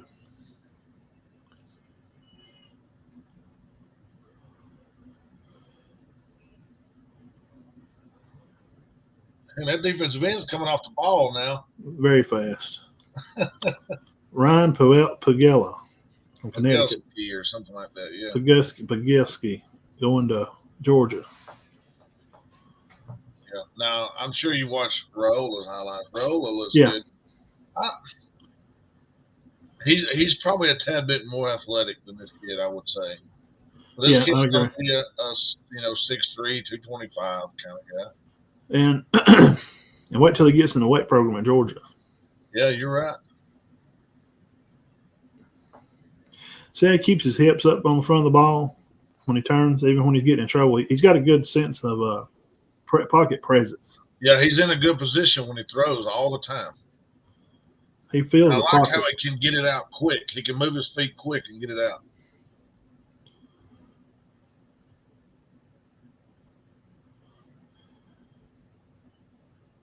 And it's hard to go by this stuff. And I know we try to look at him, but, because he's not playing against Alabama, Oklahoma, Texas, LSU. But he's also not playing with, their line blocking either. Yeah. Georgia. Yeah. That's a pretty good block. But you can still look at their mechanics. Where he's letting the ball go. Is he trying to sidearm it a lot? Or, has he got his hips right? Is he setting his feet? Quick feet. I like the quick feet, man. I really do. Oh, that's nice. Is that Jermaine's boy down at Chichoga? I don't know, man.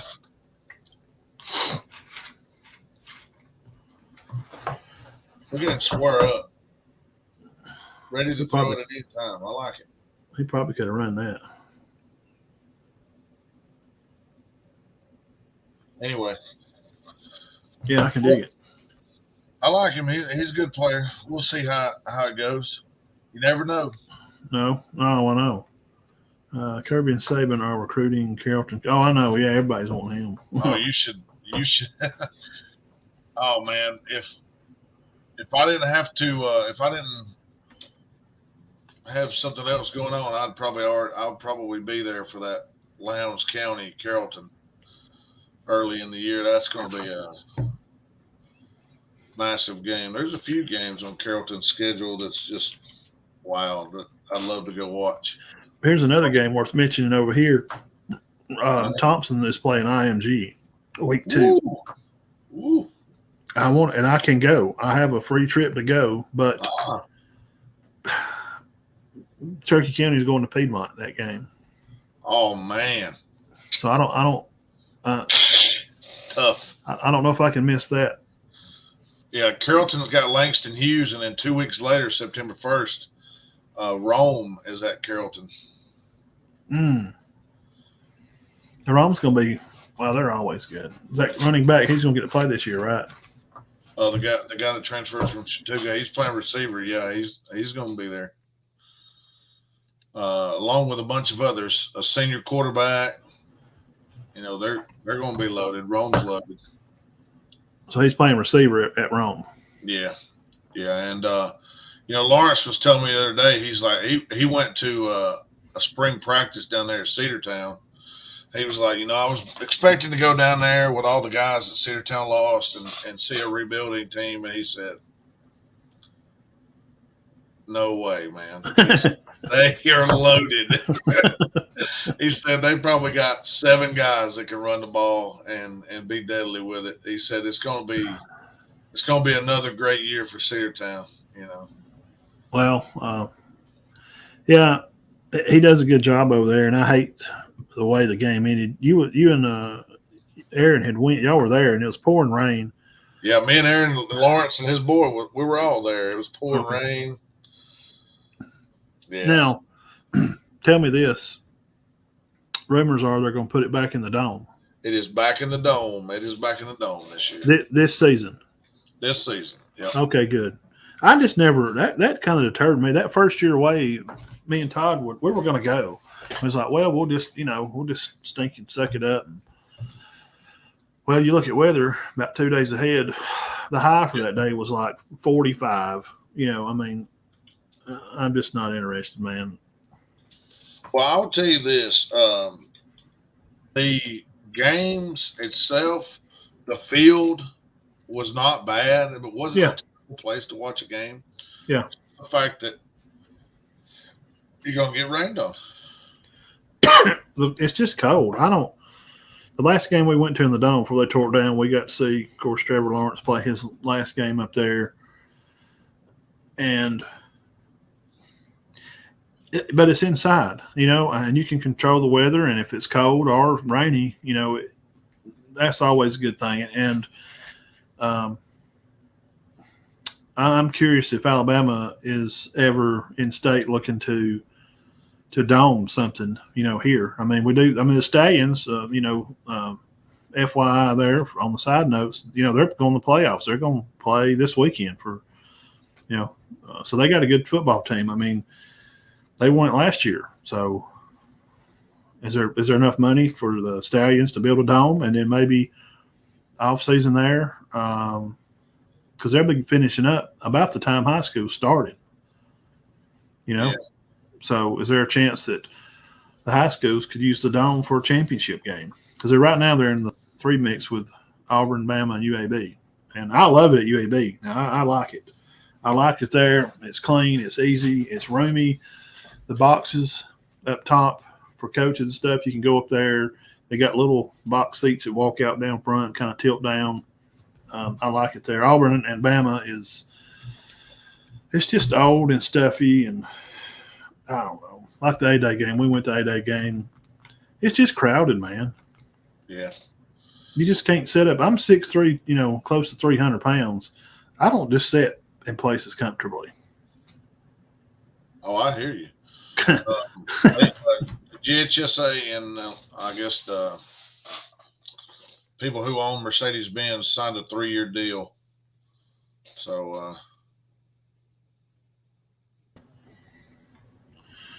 for 23, 4, and 5, it's definitely going to be in the dome. Yep. And they're implementing replay in the championship games as well. Yeah. Should have. I think it's already been happening in Alabama. I think they had replay last year. Did they not? Yeah. And the problem, and me and you both know what that happens. You can't make all the people happy. So if that's what they're looking to do, they already need to know that's not how it's going to work. Yeah. Because the Montgomery Catholic and Fife game, it was not even a reviewable play. The field goal, and just stuff like that happens. And you're like, well, what are they doing? And they nearly cost Fife the game. And obviously they wound up winning, and it all turned out, the better team won that day. But it could just cause trouble. And you ain't gonna make all the people happy all the time, so you can have it or not have it. But the way that went down last year was it Mills Creek? Remind me what game was that, Georgia? That was all the taboo. It made news everywhere. Sandy Creek and no, I don't think it was Sandy Creek. It was man, I know exactly who you're talking about, but I can't think of it right now. It was a big mess, and they said he was. I was watching it, and he didn't even make it close to the goal line. And I mean, it wasn't even close. He slipped in the backfield and went down at the 1 easy, and they called a touchdown. And I ain't got a dog in the fight at all, you know. I just thought that was it takes away from kids that, and both teams. I know both kids have worked hard through the summer. Yeah, it was Cedar Grove and Sandy Creek. Yeah. Yes. Yeah. Very disappointing. Yeah, it was bad, man. It wasn't even close. No. Just to tell you the numbers difference, in 2021 is when they started having it at the outdoor arena there. Like I said, at Georgia State, it's not a bad arena. I mean, it's decent for watching the game. It's just outdoors and it can be cold in December. Mm-hmm. First year they had 22,000. Last year they had 34,000, but they're averaging 27,000, and they were getting 40,000 plus in the dome. You know, so that's money. Yeah, a lot of money. Yeah, $20 a pop. Yeah. Tentatively set for December 12th through the 14th, which is Tuesday, Wednesday, Thursday. December 12th, 13th, and 14th. Tuesday, Wednesday, Thursday. Yeah. I can for sure go on Wednesdays. I'm usually pretty free. Tuesdays ain't no. I could be hard. Yeah, we got some exciting high school football coming up. Everybody's still watching. Gosh, we appreciate you guys for hanging around with us for 2 hours. Getting here and break it down and talk about the SEC schedule. Birge, tell them where they can find you at. Yeah, you can find me over at Team FYN Sports, Facebook, Twitter, website. You can also find me at Northwest Georgia Football or at my tag at Birge. I write for the Chattooga Indians and also cover Northwest Georgia area. And we started our tribe talk not too long ago. I seen that. I did watch those. I like it. Filming here in the next couple of weeks. Chattooga was undergoing massive additions. You know, the track was redone, home bleachers were redone, field turf and all that. You know, all kind of things. It just looks excellent over there. So I'm going to get some drone footage, some pictures and stuff, and we're going to talk to the coach about how the spring went and how the summer's going so far. I know they've been in a few 7-on-7 camps. And then next Thursday night, they're hosting Gordon Lee for a 7-on-7. They're going to have a little bit of everything going on. I think it's going to be an afternoon, so that'll be good, 6:30 or so. We'll get over there, and that'll be the first real competitive action besides practice, I'm sure, that they've got on the new field. So there was some rumbles that Chattooga and Cherokee County may have a summer or something. Have you heard anything else about that? I have not. I have not heard anything about it. You know, I contacted you a few days ago because he had put some feelers out because they had a cancellation in one of their 7-on-7s, and they ended up working out a deal with Trine, and they combined their two, so they had a bunch of teams actually today at a 7-on-7. So that worked out great for everybody. I think they got it in before the rain started. So. And from what I hear, there was a pretty positive performance from the young guys at Chattooga, so that's good. Yeah. Now, the interview you did there with Coach, who's the coach at Chattooga now? Then Coach Gable. Gable. Yeah. That was nice inside there with the seats with the logos on the. Where's that at? I was there. No. That's in the Players Lounge. Players Lounge. Yeah, man, they got 80-inch TVs. They got, man, the Players Lounge has got couches. It's crazy, man. So it's just somewhere before the game, after the game, film. I guess they'll do film in there. Yeah, the locker. Well, they actually have a room dedicated for like film and like a drawing board. And what it is they've had their shop class come in and build levels like in a theater, and they have chairs on those levels, so they could fit a good many people in there and see all of it at one time, you know. And it wasn't like that when I was there, man. Let's just say that. No. You know, it's pretty darn nice. You know, they have their locker room down there, and then right next to the locker room, they got that little area where they, you know, it is what it is. It's a players' lounge. So it's high schools get more like college, and colleges get more like pros. Yeah, you're exactly right. Yeah, it's just going up. Well, Granddaddy always said, "Smoke them if you got them." So I guess they. Yeah, you know, it's funny because a lot, you know, I've heard a lot of people. Well, not a lot. I would say just a few pessimists saying, you know, I don't like the turf, or I'd rather have real grass, or whatever. Blah blah blah. You know. When I was talking to the coach at the beginning of the year, he said there's only one game all year that they won't play on turf. Out of their 10-game schedule and the spring game and the fall scrimmage game. Yes, thank you, Jeff, for coming by. And super fan there. Oh, yeah. Always on. No problem.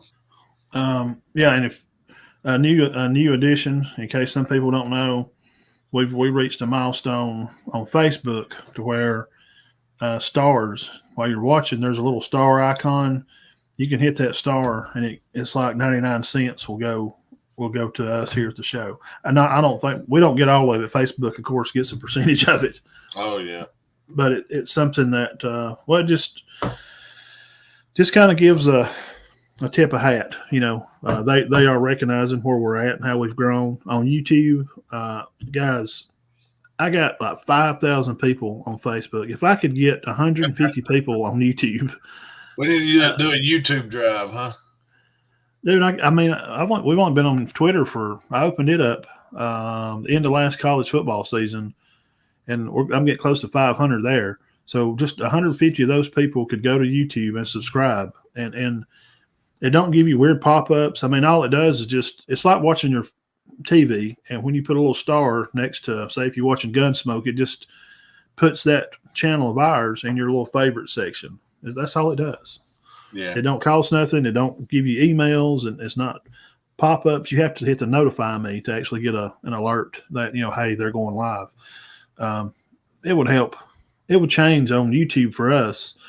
There could be a possibility we could make a little money. Now, as soon as we get over that, you know, it'd probably be like $20 a month. Okay, let's just be honest. Yeah. But, hey, you know, you got to start somewhere, and we just appreciate it for all the other 300 or so that subscribed over there. But Facebook, if you're watching, just go over to YouTube, and it's easy to even if you create an account, you just go to Google and put in an email and go to the channel and hit subscribe, and you don't ever have to go back over there. But I'm telling you, the future is here, and what we do, me and this other guy here on the screen, and what other channels, Late Kick with Josh, Crane and Company, and your news, like Tucker Carlson, he's strictly Twitter now. Yeah. This is just the way it's going to be. News is going to be here on Twitter. It's going to be on YouTube and somewhat Facebook. That's just the way it's going to be. You can see shows are falling. Yeah, Lawrence started his Twitter with the Northwest Georgia football tag about 6 years ago now, and we were lucky enough to hit the 20,000 milestone at the beginning of last year, and getting close to the 24,000 milestone. Yeah, y'all have a big. Don't be fooled. Just go on their YouTube and look over there. That's not where they're popular at. Y'all are working over there trying, you know. Yeah. But Twitter, shoot, man, y'all have a lot of watchers on Twitter. Thousands every week. It's over 1,000. I've seen 5,000. Yeah, Lawrence, man, he really puts it out. He's got a new thing, recruiting search thing now. You can join or be on his recruiting search. If you're in our area, it's free.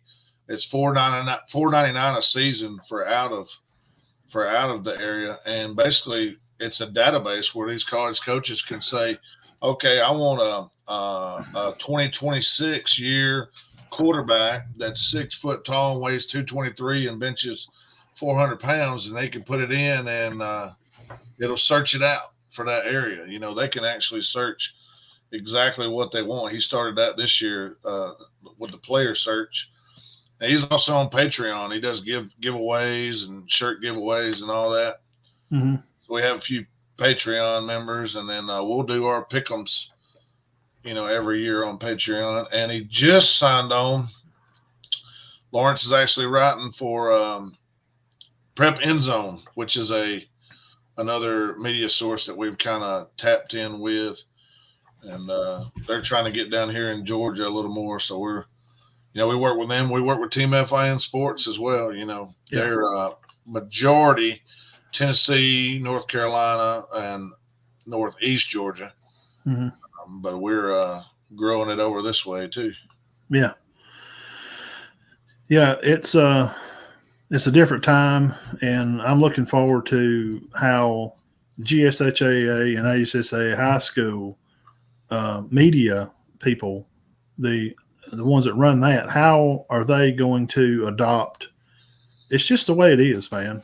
Okay. I mean, the newspapers and radio, the things of the 60s and 70s. Yeah.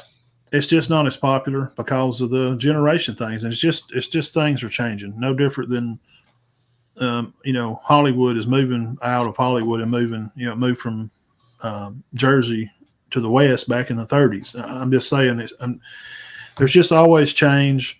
And what we're doing here is kind of on the cusp of, this is where you're going to get your sports news. You want to watch college football Sunday nights right here, 6:00 every week. We're going to talk about some team, and we're fixing to get into now the meat of the season. We'll start digging in more SEC because we've been doing other, just to give a full variety of coverage. I mean, we're college football, so it's what we're going to talk about. And during the season, I'm going to roll the scores of our local teams, and we have a player of the week that we'll pick from the county, and we love to go to games and see the kids, and it's just growing, and it's just the way it is. It's just, this is where it's going to be at. Yeah, man. It's hopefully if you have any Thursday night games, we'll be able to make some of the Thursday night games, man. I like getting down there and watching some of that, especially the North Alabama football. I want to say I'm not sure. I have to look. No, I don't want to speak out. I think the Cherokee County. I think they play Alexandria. It may be a Thursday game. I think I looked at the schedule, and I think it may be. I don't know. I'll have to go back and look. I'm pulling it up right now. It's a Texas game. It was called by ESPN. The broadcast every half hour. I don't see the Alexandria game, but that doesn't mean nothing. I got it on my phone. Let me see what it's on the 25th of August, whatever day that is. The 25th of August would be a Friday. Okay. And then the week before they play Scottsboro the 17th, that's the Thursday game. That's a Thursday game. Yeah, they're going to play Scottsboro. Okay. I don't know a whole lot about Scottsboro. Don't know a lot about them. I know they don't do a lot of the spring games, but do the Alabama high school teams do a lot of fall scrimmage games? Bless him. Thank you. I don't know. Well, honestly, now everybody's kind of followed suit, and nobody's really playing spring games anymore. I mean, just about completely all together, everybody's just about got away from it. So no fall games either. That people are doing that early, that early games. playing like game week 1 or whatever. It looks like Scottsboro went 7-5 last year, made the playoffs, went 5-1 in their region with their only loss to Arab. See, Arab wasn't bad last year at all. Arab was 11-2. Yeah. Scottsboro looks like they're the 2, 3, 4, 5th highest scoring team in their region, but their defense looks like what with their calling card. They only gave up 200 points all year long. Yeah, now Cherokee County will definitely they're going to have another good run at it again. And Spring Garden, Coach Howard, they're still going to be, as long as he's coaching, him and Coach Rags down there, they're going to have a good shot at it. So, and their region is going to kind of be the same. What's Cedar Bluff looking like? Well, Coach Crane, took over as new head coach, and they should have the quarterback's going to be changing up, and the backfield Browning won't be there, but Jenkins, being in the backfield. They lost Dylan. They lost Kennard up on the line up front, him and Hagen Stallings, and Hagen played linebacker too. There's going to be some new faces. I'm curious how the line is going to be between him, I guess just him and Coach Matlock, and Ross Johnson. Ross played there at Cedar Bluff. He's back helping too, and I think he'll be helping on the junior high football some too. So it's going to be a lot of new faces at Cedar Bluff, but Coach Crane's going to do a good job. He's going to take. Yeah, I've seen some things where it looked like Valley Head was returning a good bit of their offensive line. They had a pretty good offensive line last year. I know they lose the quarterback, but had a lot of production for them.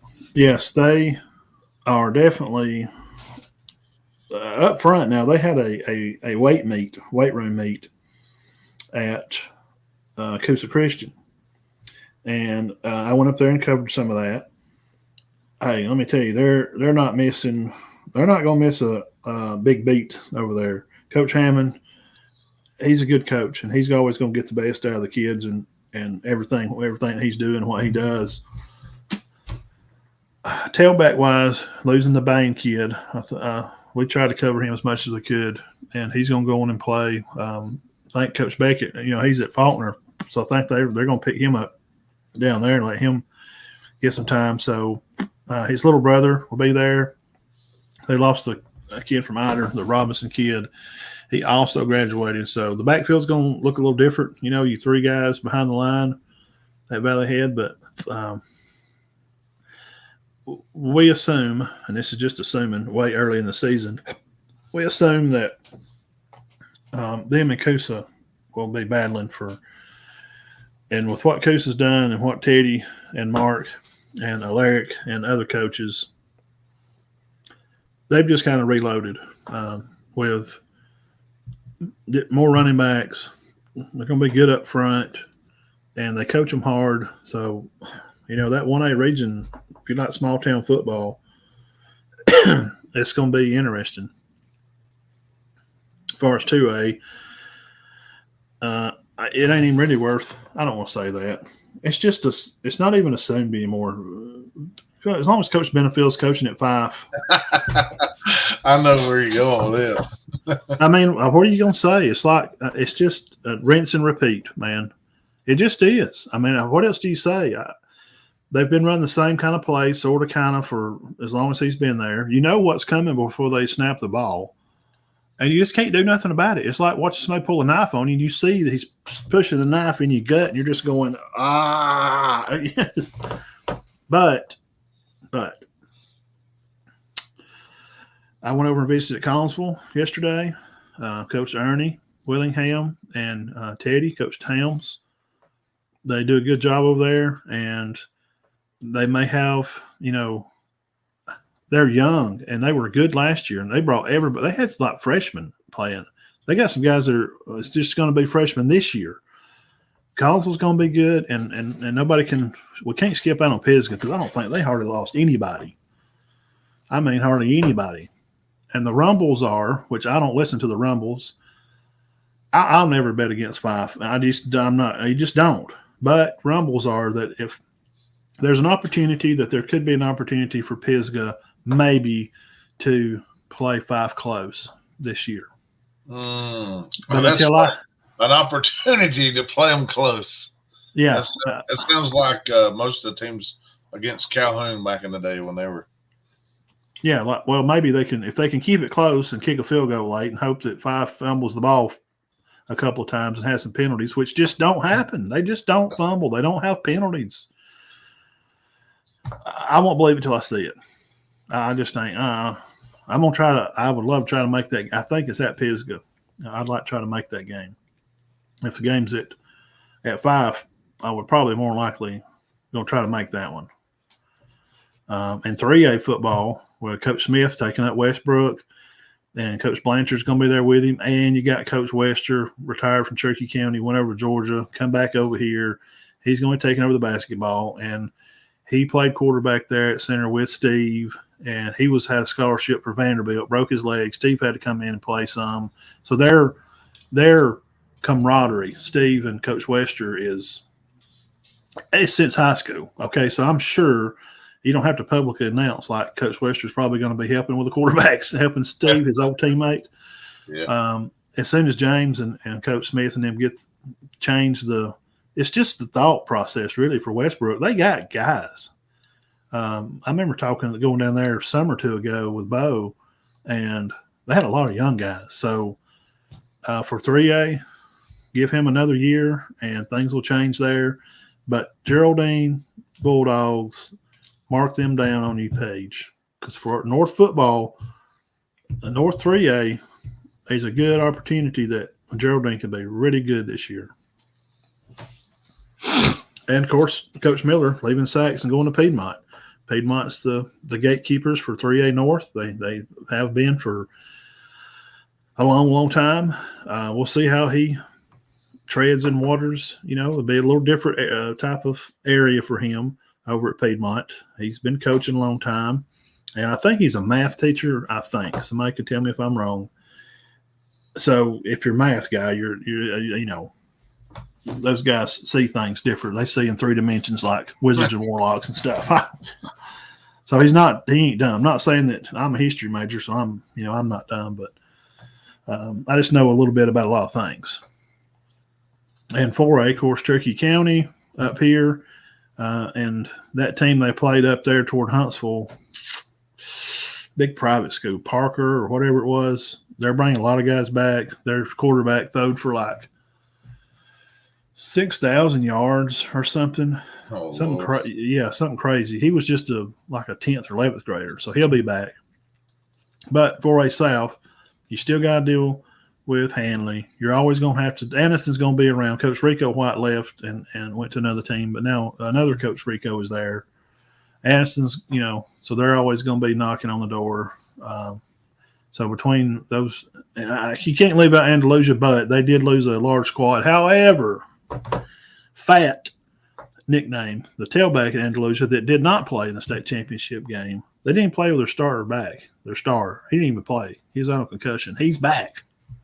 And he's already signed with Auburn. He's like Derrick Henry 2.0. You just have to go look at Fat McBurnett. He's on Twitter. I swear he runs like Derrick Henry. He's got this long gallop, like he's a man, like he's 27. He's playing with a bunch of 15-year-olds. It's just not even close. When he was like 16, he was just bigger than everybody. So there's Andalusia. So those are teams that's going to be kicking around up here in high school. It's not going to be rinse and repeat. Again, Coosa Christian, maybe, they may be able to get in. They lost on the last second play down at Pickens County on a controversial call.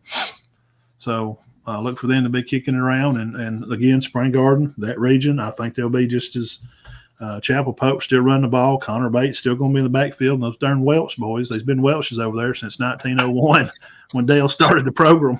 Their Yeah, it granddaddy. seems like I don't really follow the North Alabama football, but I remember the Welch name because I've seen him play. That's what I'm saying. So they got John and Jacob, the twins, and John didn't really get to show out last year in the backfield, really, because of Cam Welch. So Cam graduated. He's going to play baseball at Berry, so that opens the door now for Connor to be a 1-2 punch with John in the backfield, probably. And he's just getting taller and stronger. They're young. And Jacob, I strike him about his eye. I mean, I'm 6'3". These big old boys, man, and they're still young. They're growing. So left tackle and defensive ends, he's going to be reigning nightmare for that region. They'll play Ragland, Talladega County. They should be successful for that region. I got a question for you. There is I think it was Hanley, had a running back a few years back. Where did he end up at? The one that left this year he's going to Clemson. It may be the same guy. Yeah, he went to Clemson. I can't call his name. Darn it, Todd would know. That's the guy. That's the guy you want on here to tell you his name and what year he was born. And there was also a tight end that was one time committed to Tennessee, correct? A few years back. I don't know. They've always got dudes. Hanley's they're always good. Coach Strange, dude, he's hard nosed, old school. He runs a good program. They're gonna be good this year. He's just gonna rinse and repeat too.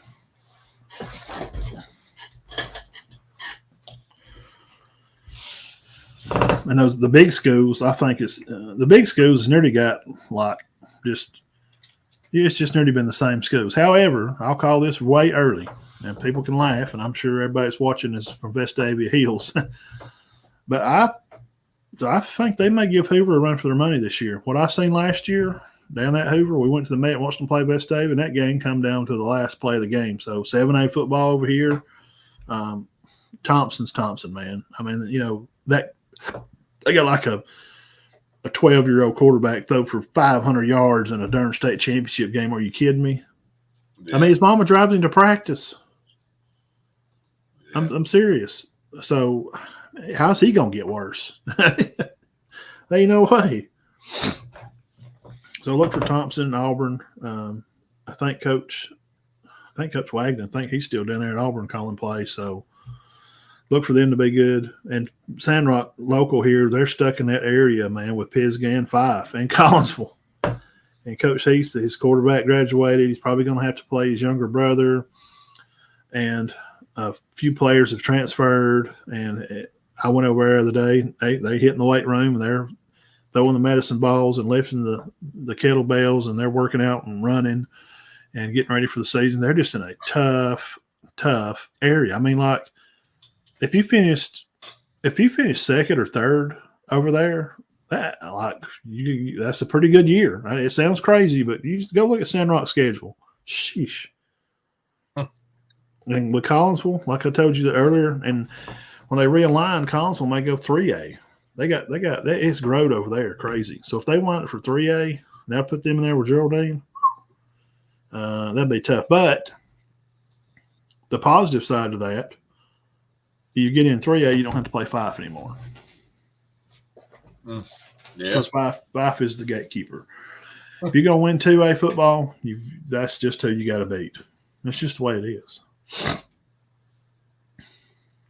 And I've heard some stuff from Andrew from Powerhouse Sports. I ain't talked to him about a month. I want to get him on. And he said he'd come on as he got closer to the season because he's like North Florida, South Alabama, football. He keeps up with all that down there. So like Orange Beach and they're the Mako Sharks and the non-travel team for IMG. He knows about those guys and Bob Jones, all those different teams down there.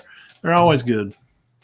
Because if you're going to win 1A, they're like 5 of 2A. There's a team called Sweetwater Bulldogs, and it's just hard to beat them. Sweetwater's just been doing this for so long. They never really move up or down. Now, when you look at their line, dude, they look like Cedartown. I swear to God, go look at Sweetwater's line. Anybody watching, y'all go on YouTube and pull up Sweetwater. Man, they're like 6'3", 280. I mean, they average over 250 pounds across the front for a 1A football team. How you going to beat them?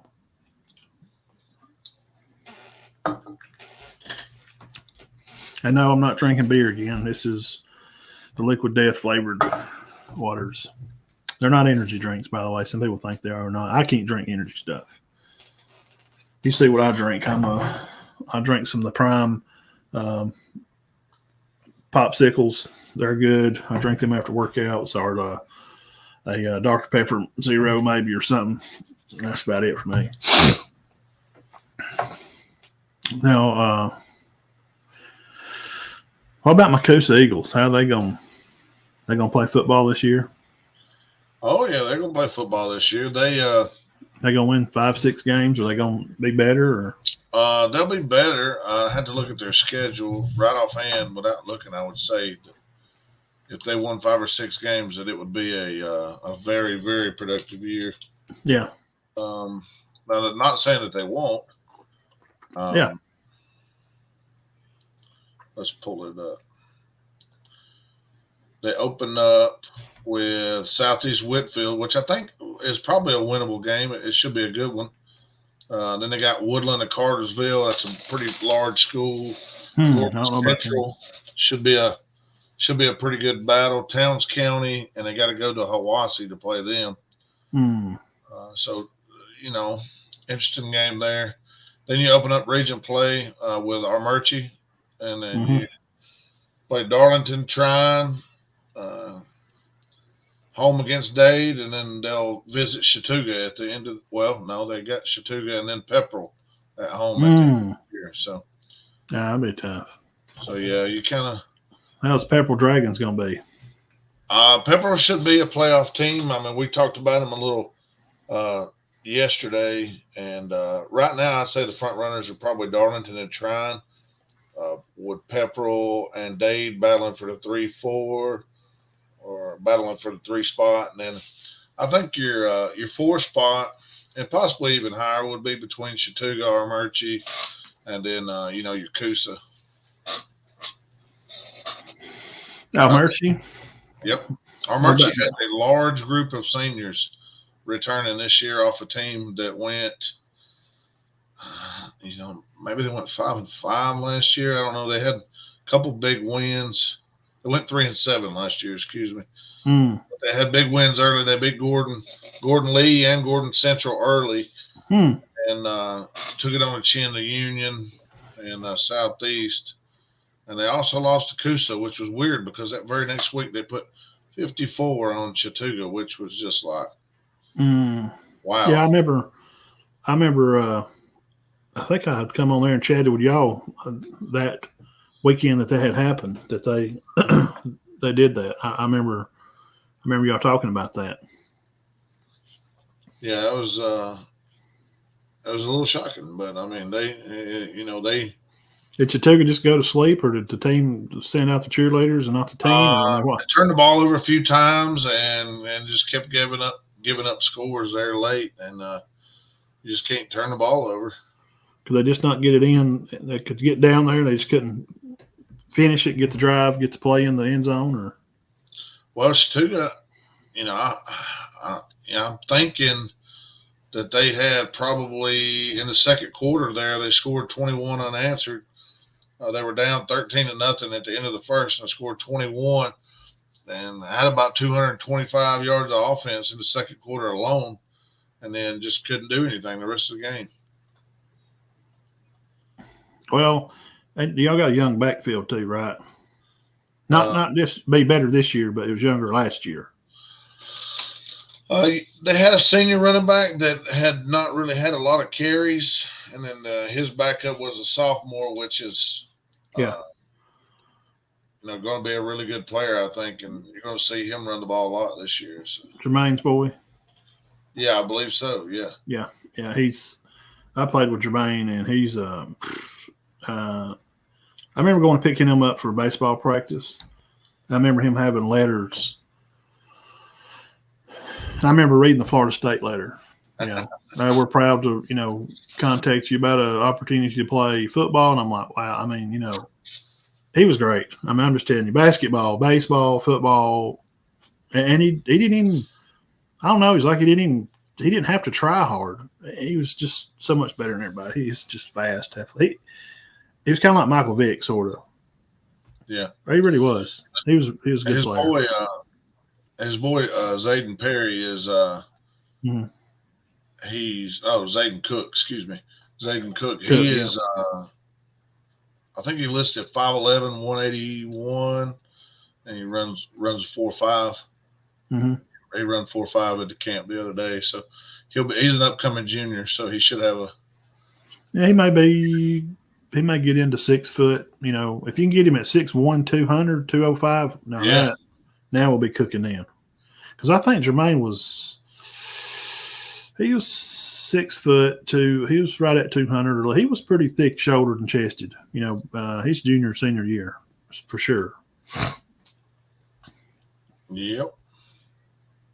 I'm looking forward to it. I'm, go around visit the schools, and Monday I'm gonna go by out Cherokee County and probably be over at Spring Garden, and we'll go over there Tuesday. I got some special shirt stuff I'm trying to make the coaches, like a long sleeve, something they wear outside, put their school logo, and maybe put a whatever their school thing is on the arm, like Cherokee County's is. Be about it, like Spring Garden, they say go Garden go, or Cedar Bluffs go Big Red, or etc. I'm gonna try to make them some shirts or something. Just do a little something extra for them. We got a little sponsor money come in, and we don't ain't making nothing on it. I just turn around and give it all back to them, or make stuff, give it to the kids, or shirts and stuff. Yes, sir. Well, I better dip off here. 4:30 will come early in the morning. Yeah, same for me. Yeah. And I appreciate you having me. Man, I'm glad we got to break down the SEC and some high school football. So if anybody was watching and who's left on here, y'all hit the darn subscribe button and go find Benton over there on Twitter, YouTube, Facebook, Northwest Georgia Scoreboard, and FYN Sports. Yeah, we should be firing up our region previews, and we'll have all the cast of characters that we normally have come on and make everybody mad, because we're going to predict who's going to make the playoffs before the season starts, like we always do. Yeah, I remember watching that last year. Yeah, some people just don't agree, but hey, you know what? That's what makes the world go round. That's what makes it so good. You got a free opportunity to come on and chat with us and let us know what you think. Yeah. Yes, the open court. That's what. Again, I ain't trying to get back on that thing. How things have changed, but just to sit down and watch a sports show. But before, you're just watching when a guy's reporting. Well, with us in this new age of sports coverage, there's a chat box, man. And all you have to do, on tonight, you just had to subscribe to the channel, and you can chat and say, "Hey, y'all suck. Y'all are stupid," and you can just say whatever you want to. And that way it gives more interaction, and that's more what the sports world, and that's just the way it is now. Things are changing. So, I'm glad you got to come on, and sorry we got to miss you Sunday. So on Sunday show, we'll get you back on a Sunday, and we'll start doing SEC football. And we want you on here shooting the breeze, and we'll bring it back up that topic again, the schedules. But we'll be talking about this season and breaking it down and looking at I like digging some quarterbacks, man, the conference. There's just not a lot of yammer. The Pac-12 is getting all the quarterback yammer talk. And accordingly, they got, from Dante Moore to Williams, the Heisman winner. So I'll tell you a guy who I think might have a good year and really is going to need to have a good year for Big Blue to be successful. The quarterback at Kentucky. Yes. Todd said he's going to be pretty good. He done some looking into them. So he said he's a pretty good player. He said it's not like people are assuming wrongly about them. They're still going to be a 9-win team. So we'll get back together on Sunday night, 6 o'clock, guys. It's easy to find us, Twitter, Facebook, and podcast stuff, guys. Find us on iHeartRadio, Spotify, Applecast. We're on all the. You can just go to Google and type in the Matt and Todd Show. Poof. And the same way with Birge too. I'm sure you can type in Northwest Georgia scoreboard, NWGA football. Yeah. It's going to come up. It's going to come y'all's page. And if you need to know anything that's going over there, go there and subscribe on their page. They're trying to grow on YouTube, and we're close on YouTube, and we're getting close to that 500 mark. So y'all go by and hit the subscribe button. It's free. It's easy. And just helps us to help you, bring you the news that you deserve, and not some hodgepodge sitting up there with a tie on and, acting like they know everything. Because I'm telling you right now, I don't know everything, and I'm always up for anybody's input. All right. I appreciate you having me, Matt. We'll see you next time, brother. All right, bro. Have a good one. Thank you, sir. All right, guys, there we go. Another special edition here of the Locker Room broadcast. We do appreciate everybody coming by, hanging out with us for just a little while. Only 2.5 hours to do that. So, we'll break it up here. Get ready for work tomorrow, guys. Enjoy the rest of the week. Monday night at 6 o'clock. We'll be talking about all kind of college football stuff. We can't wait to get back at it. Y'all guys have a great evening. All right. Thank you.